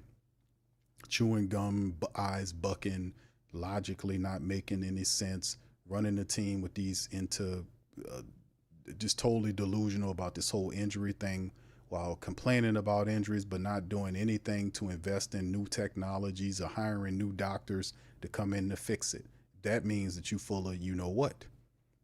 Don't tell me about injuries if you're not willing to do anything about them. That's all I'm saying. That's my point. Don't tell me about no injuries if you're not going to get the best doctors you can find, because you got all the money. You got access to billions of dollars. Why aren't we having the best doctors that we can find here? The best soft tissue people, the best spring, whatever you got, whatever we dealing with. Why aren't you out there finding the best people? Don't tell me about no injuries if you ain't using the money or the financial resources to find the best people to fix it. and they keep happening year after year, we don't want to hear that. How long you think you're going to sing the injury monster song to us before we start bucking back at you? What do you think? Come on. You can do every week. We weak at the defensive tackle position. What are we going to do? Go get more defensive tackles. We weak at the wide receiver position. Go get new wide receivers. You need a quarterback, get a quarterback. You need a kicker, get a kicker. Why doesn't that logic not translate to medical?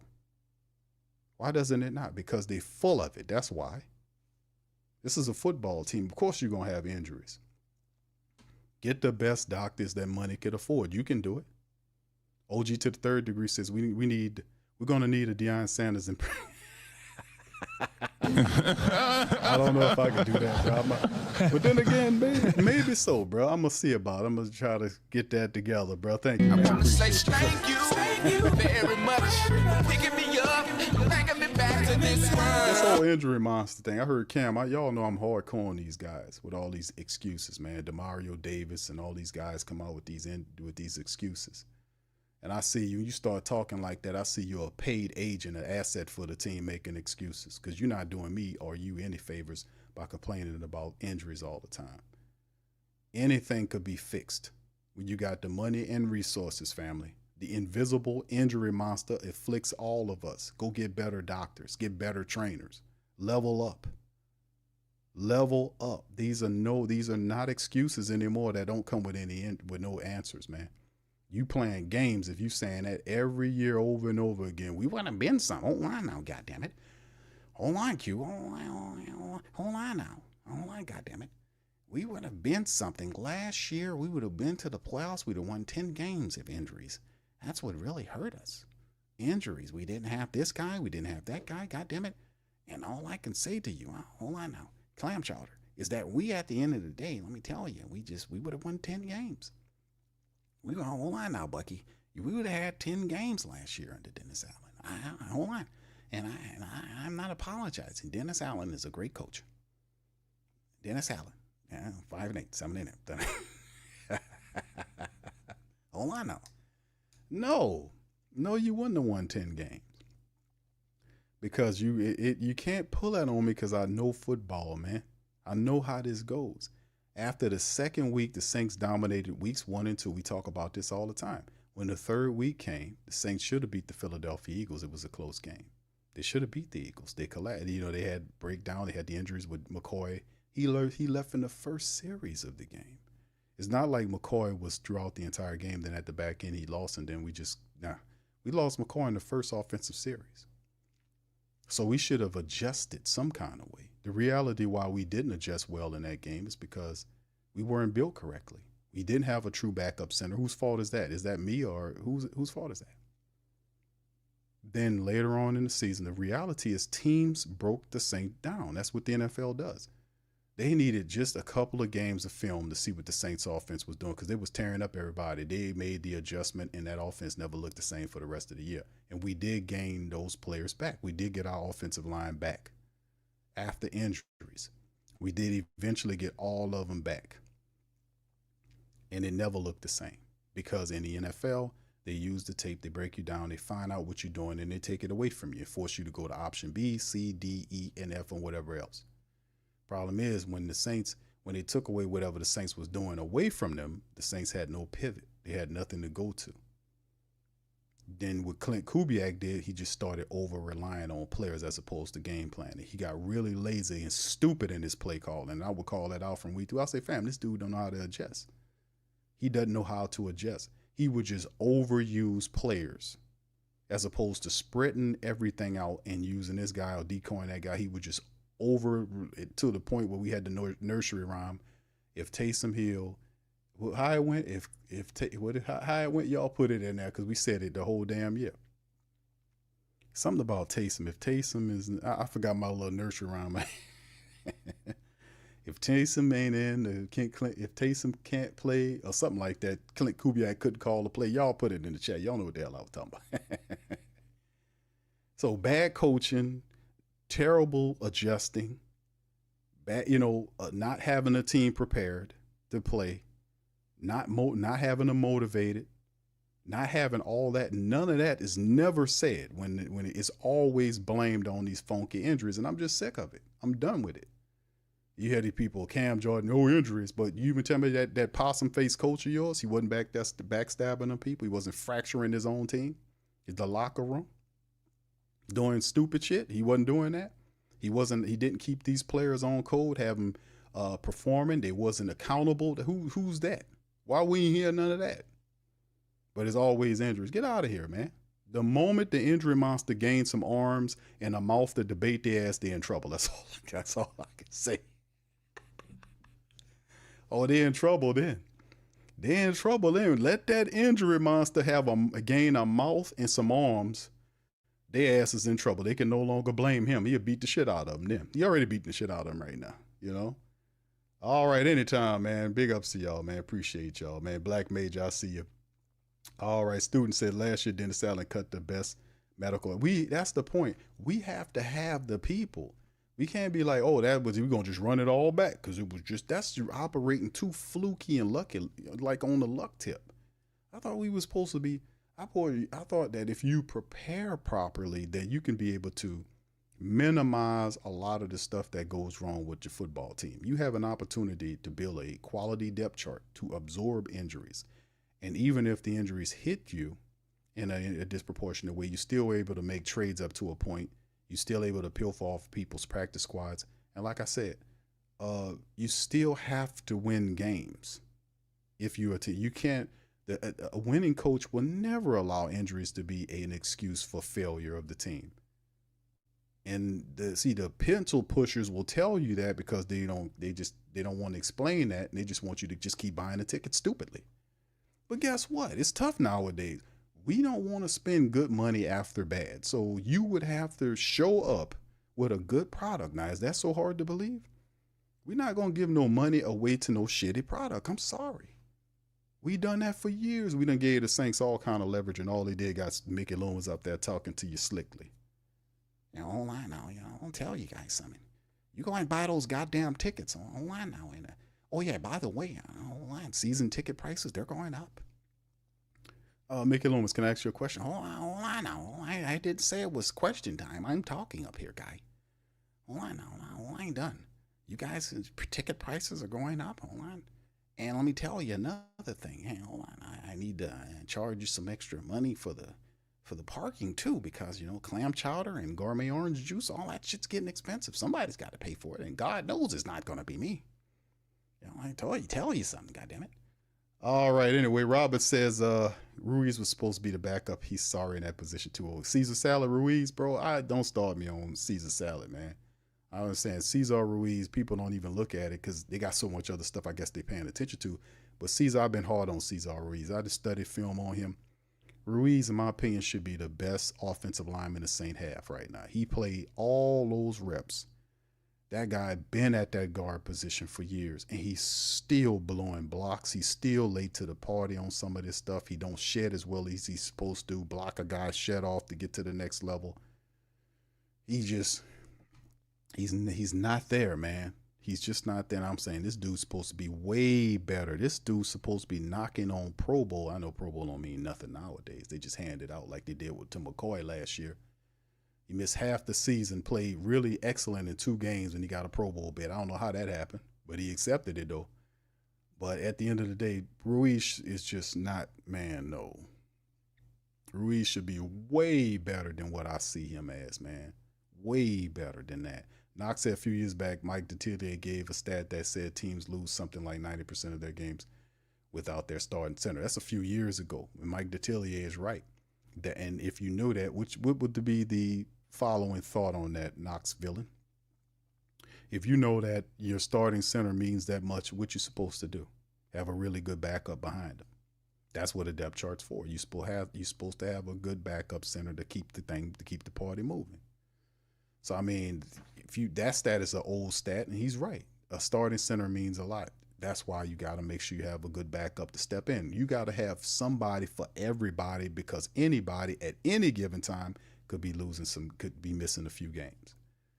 You have to hit it and roll. And this thing is not easy. It's a very daunting thing to do. That's why it costs so much money, to pay so much money to do this in this professional league.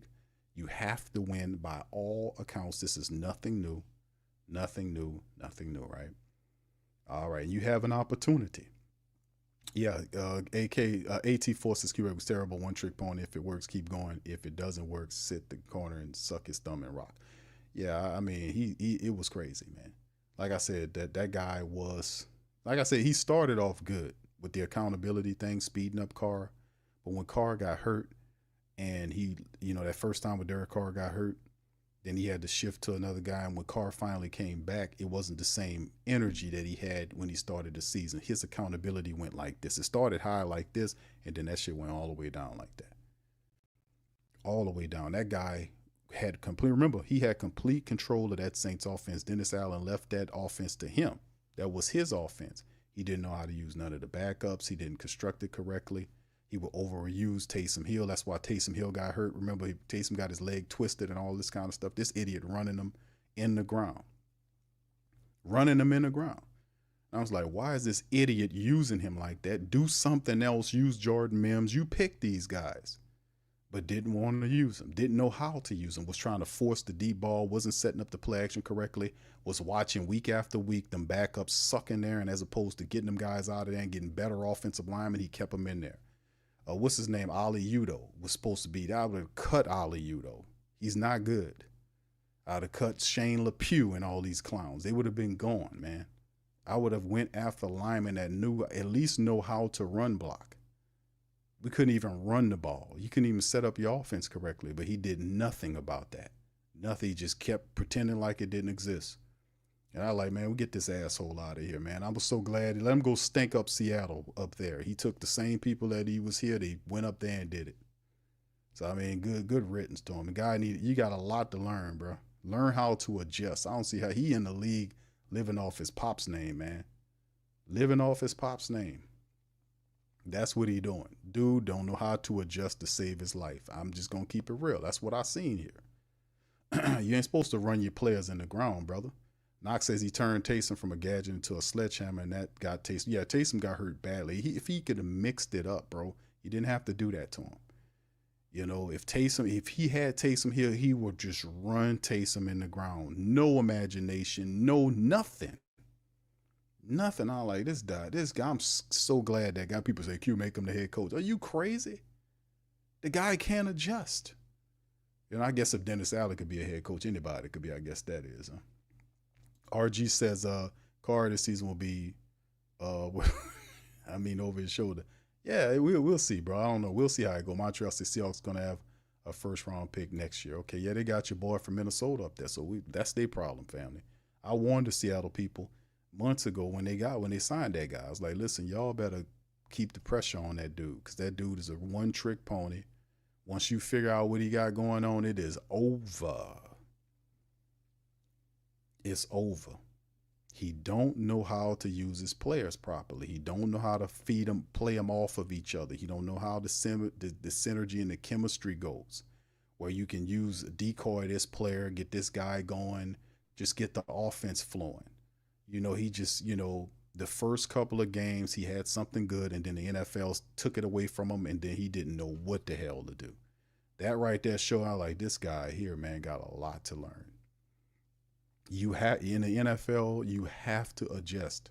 That's what Sean Payton was really good at, adapting and adjusting. You have to adapt and adjust, because they're going to take away what you do best, and you're going to have to go to the next thing. You got to keep reinventing it. You have to be able to figure out inventive ways to be able to move that football, because they're going to take that away from you or try to take it away from you. And we just could not do anything, baby. So it's interesting. Yeah, LePew, Shane Lemieux, I call him LePew, like Pepe LePew, because he stunk. He was terrible. Them backups were awful last year, fam. I'm just going to keep it real, man. They got paid handsomely to stink.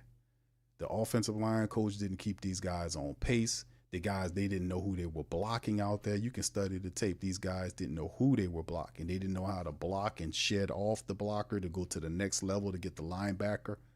Running backs was getting piled up in it, or you had to be Kendra Miller and had to break tackles to get to the second level. It wasn't easy running, because those guys didn't know how to block and shed.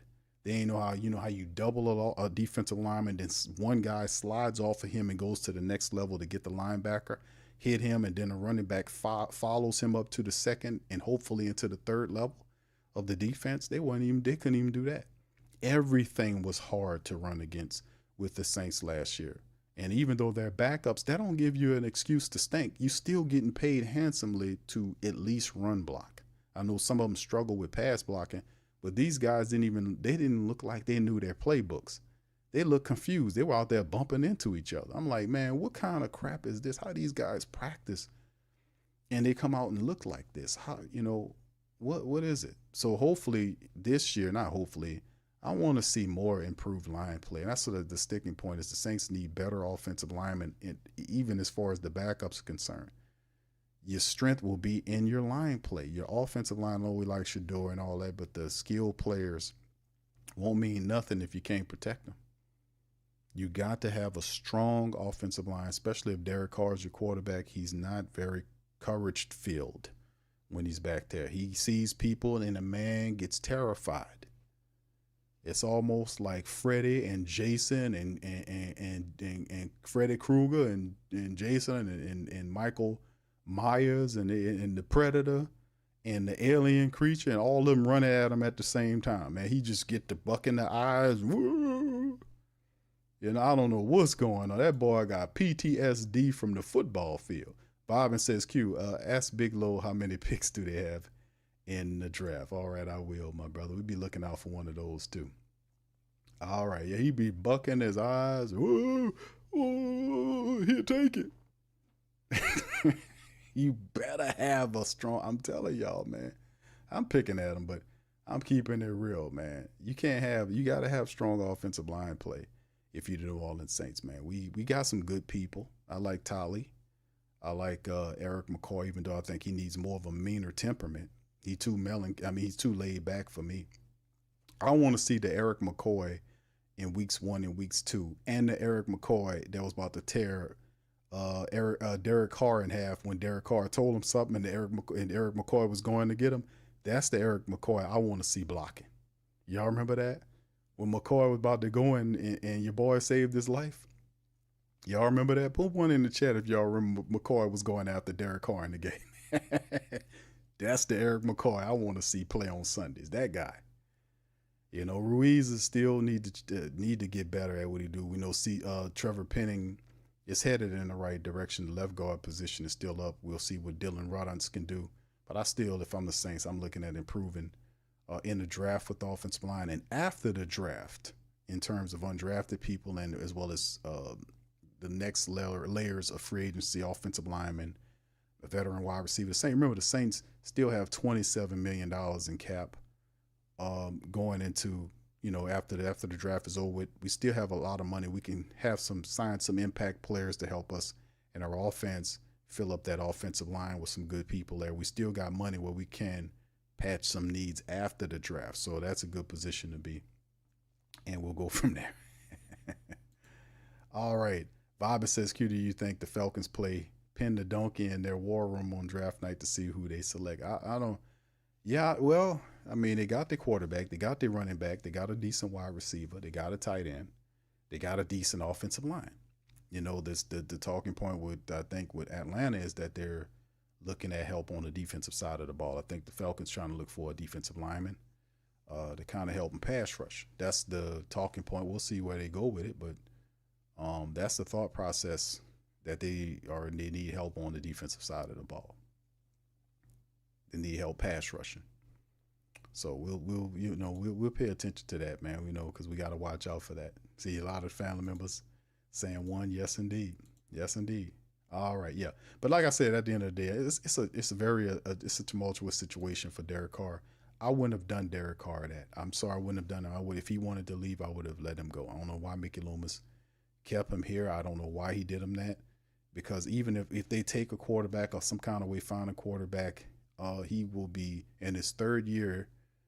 He will have to produce on a high level, and if he's not producing, or like I said, the last couple of years he's been hurt. That's another thing. It's not like he's playing full seasons. He gets hurt The first time he was here, he got busted up several times. In the first year, he was busted up pretty bad. I thought the Saints should have shelved him and let Jameis play, but for whatever reason, Dennis Allen kept it like it was. I don't know why. He came back. The guy just was bucking his eyes. He was that weird play against the Detroit Lions where he literally fumbled the ball underneath the center and then turned and rolled out on what was a pitch to Alvin Kamara to the right side and realized that the ball wasn't in his hand. I was like, who does that? Y'all remember that? The guy was out of his head. He was shot up on that stuff so much he didn't know what. The guy fumbled the ball at the center, then rolled out like he had the ball in his hand. And then when he got to the pitch point to throw the ball to Elvin, looked in his hand to realize that the ball wasn't there, and then pointed at the ball underneath the feet of Eric McCoy, the center, which he was 5 steps away from. You can't make it up. I was like, who does that? Who does that? The man was, and that was the Saints. I was so upset about how they did Derek Carr because that was terribly unsafe. To shoot him up with all that, and you had a veteran backup quarterback that could have played. You didn't have to do that to Derek Carr. That he was still getting hit and knocked on the ground and bashed and all that kind of stuff. Now I give him credit for that, for playing when it was not, when he should have, but the Saints should have shut him down, but that's what a possum-faced loser does. And he got no blame for that except for me. And a few of the Who Dats was pointing out, you don't do that, man. That second time around, he got hurt in the next year. He got hurt. One of the famous times he got hurt is he tried to jump over the head of his 6'3", 6'4" wide receiver, trying to make a play, and then you got to know how to land. He didn't know how to land. He went face first into the turf monster, and the turf monster won. He did not win. He tongue-kissed the turf monster, and the turf monster won. He broke himself up pretty good and trying to make a play. Now, I can understand that, but, don't leave your feet unless you know how to land, And, in the end, it just wasn't a good look. The first 2 years have been a disaster for a $150 million man, and I just don't understand why they would do that to him now and then look to take a franchise quarterback that everybody's going to be looking at if he struggles. He going to earn it this year. So, like I said, we build that line, man, and give that man a shot, man, because I wouldn't have done that to him. If he wanted to go, I would have let that man go. He don't want to be here. Why are you keeping him here? Yeah. Robert says, yeah, I remember he was full of that dope. I fell out of my chair that day. I watched it on TV, listened to it. Yeah, I remember I called that out. Say, family, did y'all see? I had to replay it. I couldn't believe it. The Detroit game 2 years ago, Derek Carr had the ball and it fumbled the ball. Now, what happened was it was a pull play where the guard, who was the guard? Was it Andrews Pete? I forgot. I think it was Andrews. It was a pull play where he was going to the right. It was a toss play to the right, but it was a play where the guard pulled to the left across him. So when the ball was snapped, Carr had the ball in his hands, and I think it was Andrews Pete, or maybe it was James Hurst. One of those guys moved across him, and their finger inadvertently poked the ball out of his hands. But you could see he must have felt it because he had a good grip on the ball. So he poked the ball out of his hand. When you see that, you're going, uh-oh. You're going to jerk at first and then pull back to where the ball is because the ball's not in your hand. The man turned like he had the ball in his hands to toss it to Elvin and did not stop until he got to the toss point and then looked in his hands and then looked up and pointed at where the ball was, which was under the feet of the center. It was like watching a Madden glitch in real life. The dude literally glitched in real life, and I was like, that's that dope. He was shot up so much so he was out of his mind. I was like, dude, that's wrong to do him that. Really crazy play. Never seen nothing like it, man. That was insane. That play was crazy. I'm like, how did you not? I couldn't make sense of it. It didn't make it. The man literally glitched. It was a Madden glitch moment in real life on some Matrix type stuff going on. Yeah, it was crazy. All right, Corvader says Loomis going to protect Carr. Nah, it's on Kellen. You got to give him his quarterback, bro. I don't think Mickey Loomis is going to get in the way with it. Yeah, the Turf Monster won. Y'all remember the play? Y'all remember that man jumped? I was like, I gotta give him credit for trying to make a play. But the Turf Monster won that battle that day. That man had to be helped up off the ground. I just didn't like, why would you don't jump, don't let that be a lesson to our young athletes out there. Never leave your feet unless you know how to land. You know, because the Turf Monster will break your ass up. I just don't understand, man. But in the end, man, I just don't like the fact that I just thought they're setting Derek Carr for something that's gonna be rough on them. Because the Who Dat Nation is unrelenting, man. We lovable at the same time, but we gonna keep it real with you. That's what we do. Because we don't have time for nothing else. Jaden says, Q, what do you think about Kellen Moore's first play will be for the Saints in 2025? Probably a running play, a handoff to AK-41, baby. A handoff to AK-41, baby, and hopefully, let's say, a toss play to Elvin to the right, to the left side of the line, right behind Tally, and he picks up 5 to 10 yards there. That's what I would like to see, man. Let the first play Kellen called as a run play in an attempt to set up the play action. You know what I'm talking about, baby?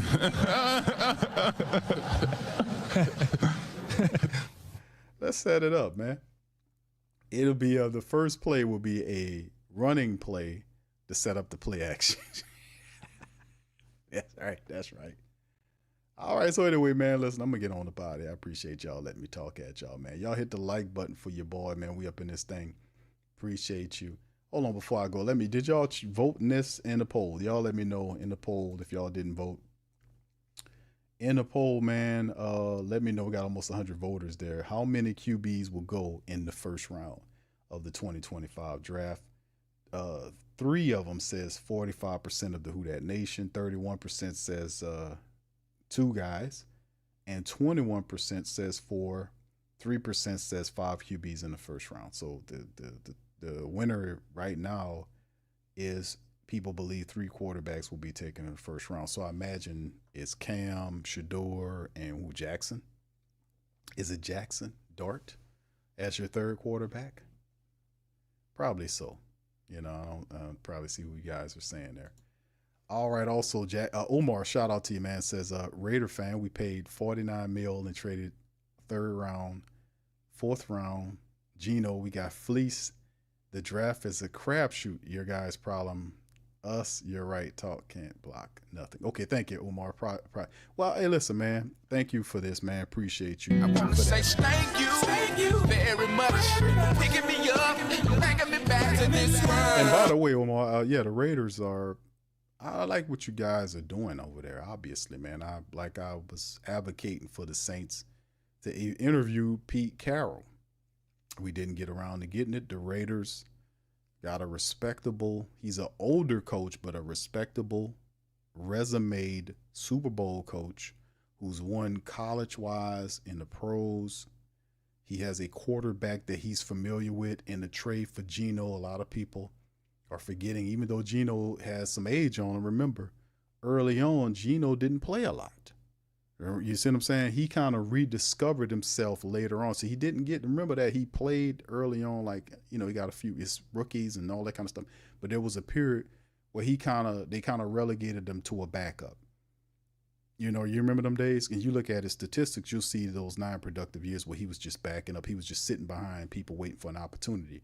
Then he got the chance, and then he showed that he could play. And ever since then, he's been out on Front Street. So he's not a beat-up quarterback, even though his age is what it is. But like I said, if you check his resume, you'll see that there were years where he wasn't playing a lot because he was pretty much a backup. But when he got the chance to step out there, you see what he can do. So I think that 3rd round pick was a lot, you know, was interesting to give up to get him. But I understand where the Raider Nation is. They want to win right now.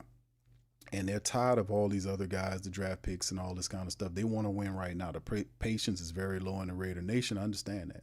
So you get Geno Smith, that's respectability at the quarterback position. You get Pete Carroll, he gets the offense that he's familiar with.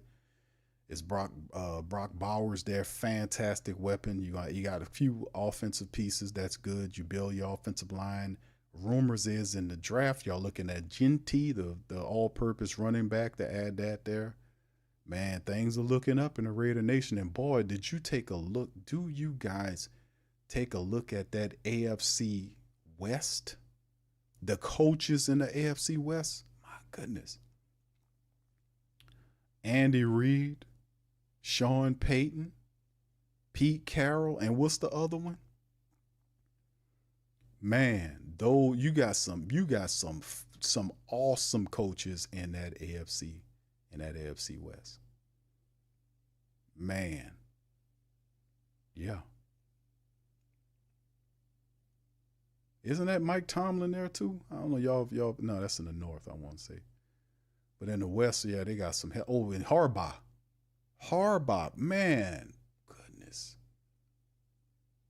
damn, man, that's some serious coaches in that AFC West, fam. And Pete Carroll just right there with them guys. Them some serious coaches there, man. So yeah, I gotta give y'all credit. Y'all know y'all gotta beat all them fantastic. Pete Carroll, it might be a little advanced there, man, but y'all doing the right thing. Thank you, brother. Appreciate you for that super chat. Much love. Appreciate the love. All right, man. English, one last comment there. English said, what kind of coach thinks that the medicated zombie gives us the best chance to win that game? Dennis Allen did. Dennis Allen had all of that. He had all of that, fam. That's why I say, man, fam, listen, when we start talking about the injuries and all that, I know that's something that they often throw out there to us, man, and I understand most people believe that because that's what, you know, they pushing, the machine is pushing that on us because they don't want to tell us the truth, which is the Saints lost because they were not prepared to win. That's the bottom line. The players wasn't prepared. There was no accountability in the building. The coach was off code. He backstabbed his players. He created fractures in his own locker room.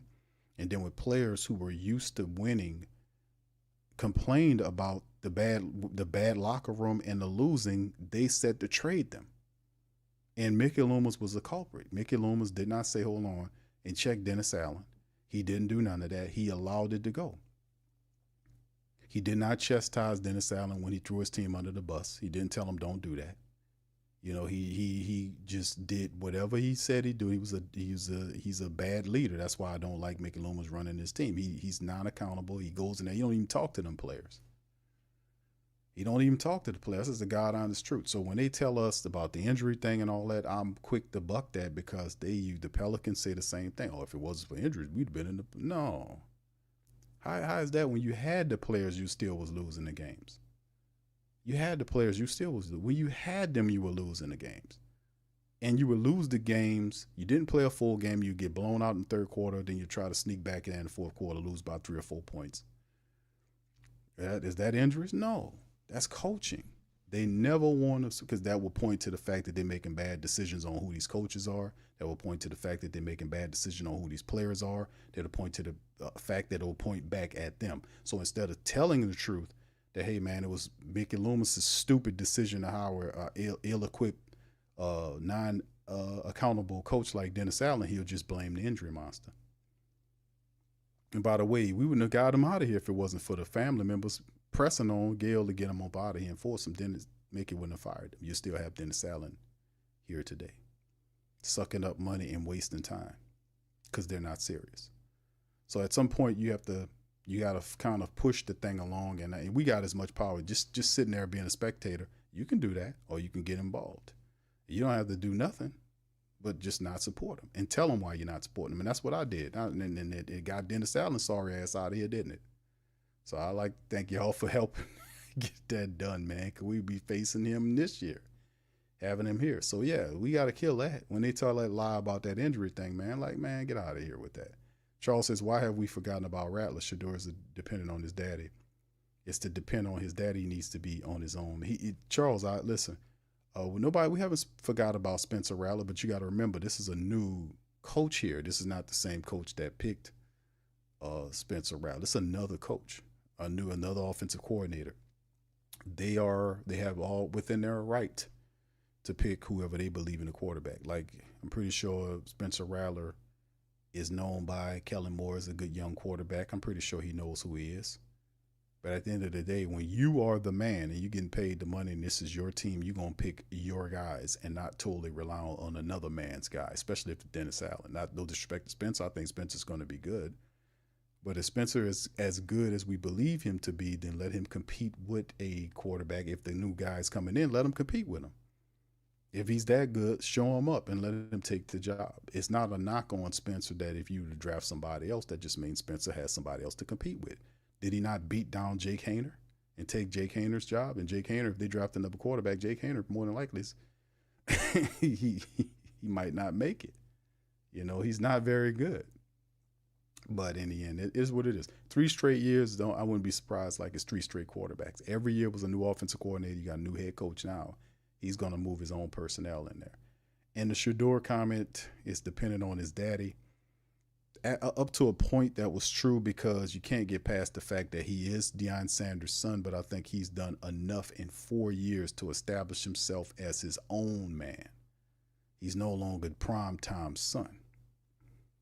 Shedeur Sanders has 4 years of high productivity in college. He has shown these people that he could play the game at a high level, and he's considered by some the best quarterback. Some say the second best quarterback in the draft class. That was all on his own merit. His father could not help him on that field. He might have gave him an opportunity to get there, but once he got there, it was up to Shedeur to prove to the world that he belonged, and he did that. You just have to watch the film on him, brother. He's earned that right. He is to me, and I watched his tape. He has proved it right that he is no longer primetime son. He is Shedeur Sanders, his own man. You know, you just got to watch the tape. All right. Andrew says, who that? From San Antonio. What's up, Andrew? How you doing, sir? Appreciate you. Shout out to San Antonio, Texas, man. Much love. Appreciate you, bro, for stopping by. All right. Anyway, and Knox says Rattler changed his number to 2 because he knows we getting Shedeur.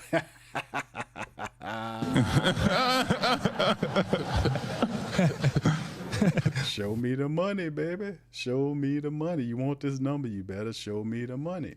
All right, Jaden says, Q, you see LD tearing it up for the Mavericks tonight, and the fan was saying, fire nice, and the Pelicans have to be fired chicken wings, dumb Willie Green.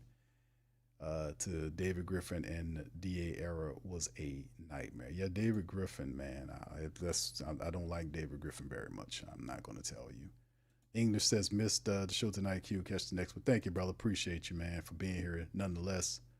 All right. Yeah, Slim says, yo, Q, we have to talk boxing again. Indeed, bro. We got some fights coming up this weekend. There'll be another Ring Kings boxing episode coming. I usually do one a week on our channel. So, yeah, be looking out for that, or just go to whothatdaily.com. They got articles that they're writing on some of this stuff. We just see some heavyweight fights that happened this past week with Joe the Juggernaut Joyce versus what was his name? The big guy from overseas. Joe Joyce lost the fight against I forgot the man's name, man. That, and of course they have Rolly Romero coming up against King Rye. That's coming up. That's going to be an entertaining fight. That's 2 power punchers. But Rolly Romero against King Rye. And of course, down the line, you know, Canelo and Bud Crawford, Tank Davis, and the Lamont Roach rematch, all that stuff. We talk about all that on Ring Kings Boxing. Thank you, Slim. All right. Yeah, you mean Fire Nico? Yes. All right, Mad Drummer says, Q, what do you think about Coach Malone being head coach of the Owls? Being head coach of the Owls, of the Pelicans? I like it, man. I think Willie Green in trouble, bro. He should be. I think he should be. Yeah, the Pelicans. I got you, bro. Yeah, Willie Green, man. Hey, man, Willie Green in trouble. I mean, you got not only just Malone, but Taylor Jenkins. I mean, these guys are way up here in Willie Green, like in his 4th year. Really didn't show me any improvement. Once again, this team, and see, this is another thing. The Saints and the Pelicans, any team, your coach has to establish an identity. We have not done it. That's why the Saints were losing outside of all other stuff we talk about. If you don't have an identity, you're not going to do anything. We don't know if we are a running team, a passing team. What are we? What are we doing? The same with the Pelicans. Pelicans supposed to be Willie's a defensive guy. They're deep. They don't communicate well. They do the switch all thing where they switch players. And I keep saying that's a bad philosophy, because if you got a 6'1" Jose Alvarado and he's guarding his point guard at 6'4", and he switches to the off guard may be 6'4", 6'5", whatever, that's one thing. We can deal with that. But if you have a switch off philosophy where Jose Alvarado switches off to the center, who's 7 feet tall, and he's down in the paint guarding a 7-foot center, why are you switching? That don't make any sense. But he doesn't address that. It looks all normal. You don't switch into a mismatch that benefits your opponent. That's stupid, man.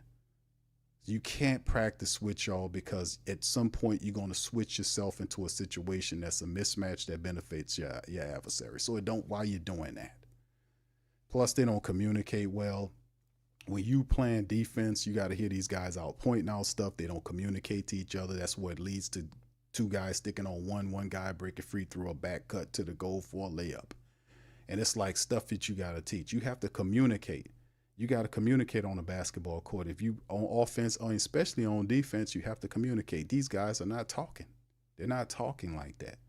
You see a lot of breakdowns. You see a lot of wide open 3-point shots. People are not communicating. It's just repugnant. The free throws, the fundamentals of it, like the free throw attempts, it's just 4 years, man. And even if you dealing with stuff you're dealing with, you lost a few players here or there, you still have enough talent to be able to pull out some of these wins. Even with some of the close games down the stretch that we've seen the last couple of games, we were able to see them having opportunities to still win the games, and then defense, they just make poor shots. The man got a philosophy like, we're going to take 40 shots a night. Never mind that more than half of them will be bad shots, meaning you just shooting the ball up just to get to 40. Who does that? What do you think we are, the Golden State Warriors? Why are we playing like this? You don't have the personnel, and then he does weird things. When they got an offensive flow, then he pulls out the offensive player, put defensive players who have minimal ability to score the ball like the offensive counterparts do. Why would you do that? He doesn't have a good flow. He doesn't have a good feel for his game. His adjustments are bad. I can go on and on. We do this. We watch this stuff all the time with the guy. And I'm just sick of it, man. We need a smart coach that understands what he has and how to put that philosophy to the team, teach it thoroughly, and have the accountability and the discipline to make it stick. That's what we need. I say it a lot, but that's the God honest truth, fam. This ain't, they'll take David Griffin and these guys will say, well, injuries, this, that, and the third. Man, Willie Green is not a good coach. He's not a good head coach. He's a good assistant coach, but he's not a head coach. He gets thoroughly outcoached by his counterparts damn near every night. It is not a good thing. It's not a good feeling, man. It's not good to sit up here and watch him not fuss at people when you see Zion Williamson get knocked on his ass and Zion gets hurt. And people he think he just comes to the building, to the stadium hurt already. He gets hurt in the game because he's getting beat up on. Willie Green stands there with that big ass nose and his arms folded, and he don't do nothing about it. The Pelicans don't complain to the league about how they officiate in Zion Williamson. Willie Green he needs to get, if he has to get thrown out every night to complain about how they're beating up on Zion Williamson, then do it. What else the hell are you gonna do? You got to protect your players. But he said that he ain't going to get me in trouble. I'm going to keep my little old money in my pocket. And I'm like, this guy's so stupid. He don't realize that if you fight for the players will fight for you. Don't you understand? Zion and them will pay your fines. They ain't going to leave you out in the dry like that and you fighting for them. Man, and get out of here, man. Take his ass back to wherever you come from, man. We need a real coach that demands that, because a real coach that care about their players wouldn't say something as asinine as I'm keeping my money in my pocket. No, protect your players. Zion getting beat up out there. He gets knocked down all the time, and they don't call the foul. And people look at Zion hurt again. Zion and all these idiots on ESPN getting up here talking about Zion Williamson hurt and all this. He hurt again, but never mention anything about him getting hurt on plays where the officials don't even call the foul on him. Getting knocked to the ground. I see it all the time when he plays. Never mentions it at all. Never mentions it. I was like, see, these idiots and chumps and morons, they don't watch the Pelicans. They don't watch that. Protect your players, man. Yeah, he gets fake angry, Wyo. That's right. He gets fake angry. He does that. This Pelicans get hammered by 45. He gets up there and tells people that he's proud of the team. I'm like, what? Bro, that's what we dealing with these people. I'm just sick of them, man. How are you a VP of any team and you don't see that guy is not advancing as a head coach? This is a business. This don't have nothing to do with emotion. This don't have nothing to do. This is a win and loss business. Basketball, professional basketball, and football. This has nothing to do with personal feelings. If you like the guy, that's cool. But it's based on him winning and losing. And if the team doesn't have an identity and they're not moving in the place that you need them to be, you have to make a change, especially when they have more credible, credentialed, resume coaches that are available that got fired and they were winning. How did you fire Malone from the Nuggets, and they just won a championship 2 years ago? He's out there. How do you fire Taylor Jenkins, and both of the men that got fired over the last 2 weeks are guys that were their all-time franchise winners in games won. They're both available. You gonna hold on to Willie Green? No, I don't think so. Willie Green got to go. He got to go. And if he can't go, David Griffin, you go too. We got to start winning. We got to gain respectability. All right, so anyway, man, with that being said, we're going to we talk about this on Pelican Post Game Report. Me and DC, shout out to my dog DC. We covered the waterfront on all that, man. All right, so with that being said, I'm going to get out on that. Yeah, do me a service. Y'all hit the like button. Yeah, Knox says, Willie, give them credit. They really hacked it. You know what, put my star player tonight, but I didn't do anything but clap slowly. I'm saying, fam, everybody see it. It's crazy. Like, dude, protect your player. Zion Williamson, they go after him all, they attack him, beat up on him, knock him down. Protect your player. Go to bat for him. That's how you earn their respect, man. You got to fight for people. You stand up for people. Willie Green don't know nothing about that, man. He's a company man, man. It's a company man. He don't know nothing about that. All right, so anyway, man, listen, do me a service, family. Y'all hit the like button, hit the subscribe button. Feel free also to show our supporters some love, Mint Mobile, Teach Henley, and Bet Online. The link is in the description section below. Y'all check them out. Also, check out our merch and all that other stuff is available in the chat. Listen, fam, I'm going to be back, what today is? Wednesday. I'll be back on our, Friday stream, man. We'll cover more news, but listen, man, a lot of hype going on right now with the Shedeur thing, and I'm really happy that the Saints are looking at improving the quarterback play. Just to be honest with you, I'm really happy about that. I'm not going to tell you no lie. Looking at a franchise quarterback is very positive news. Also, they can go anywhere. This draft is going to be really interesting. So with that being said, man, I'm going to get ready to Jaden says, Q, which era has been worse, Dennis Allen or Willie? Which era is worse? Oh, definitely Dennis Allen's era was worse. Dennis Allen era was a complete and utter waste of time, man. That's all I have to say, Dennis Allen on that one. Jaden. All right, so with that, I'm out, man. I'm going to holler at y'all on this one. Y'all have a good rest of y'all week, and I'll see you on the Friday stream, baby. Hit that like button. I'm going to holler at you. Hit the comment section as well. I'm out. Peace.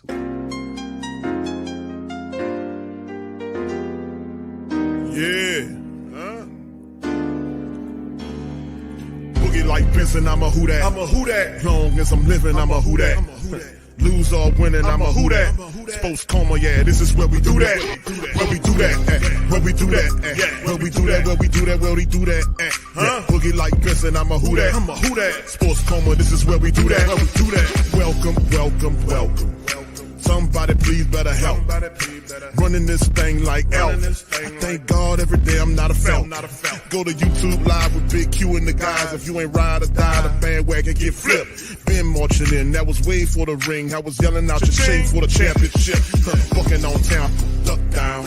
Falcons, pluck, get shut down. Panthers ain't much touchdown. The vision really belong to us now. So much hate on the Saints, you could probably tell. Ever since Bounty Gate hit the NFL, when things seem fishy and you probably smell the crooked referees are Roger Goodell. Yeah, running like this and I'm a Who Dat. Every day I'm living, I'm a Who Dat. Lose or winning, I'm a Who Dat. It's the Sports Coma, this is where we do that. Where we do that, where we do that, where we do that, where we do that, where we do that. Boogie like Benson, I'm a Who Dat. It's the Sports Coma, this is where we do that. You're listening to the Sports Coma with Big Q and the guys on the PRO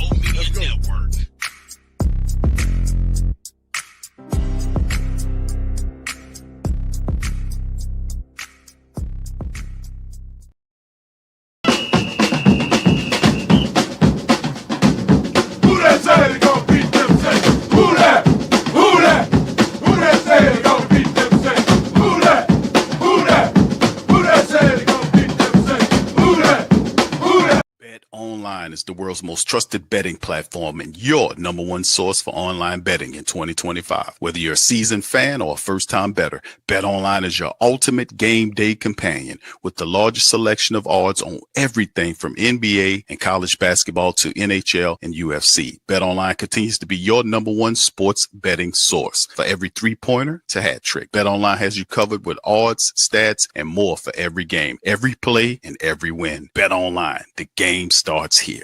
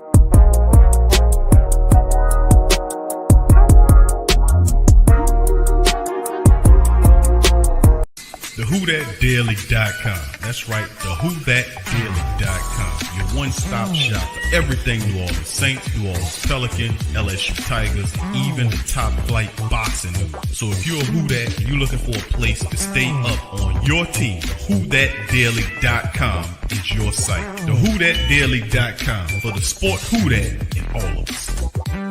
That's right, the Pro Shop is the platform store where you can go and buy all the latest merch to support the platform. Available at the Pro Shops, we have dozens of hundreds of products available for you and your family. Unisex tees for men and women, hoodies and sweatshirts, tank tops, kids and baby items, long sleeve tees, mugs, pillows, wall art, bath bedding, face masks, phone cases, stickers, bags, fanny packs, socks, hats, and many other items. Please feel free to check out the Pro Shops. The link is in the description section below. Remember, it helps the platform continue to grow. Check out the Pro Shop and Who Dat too.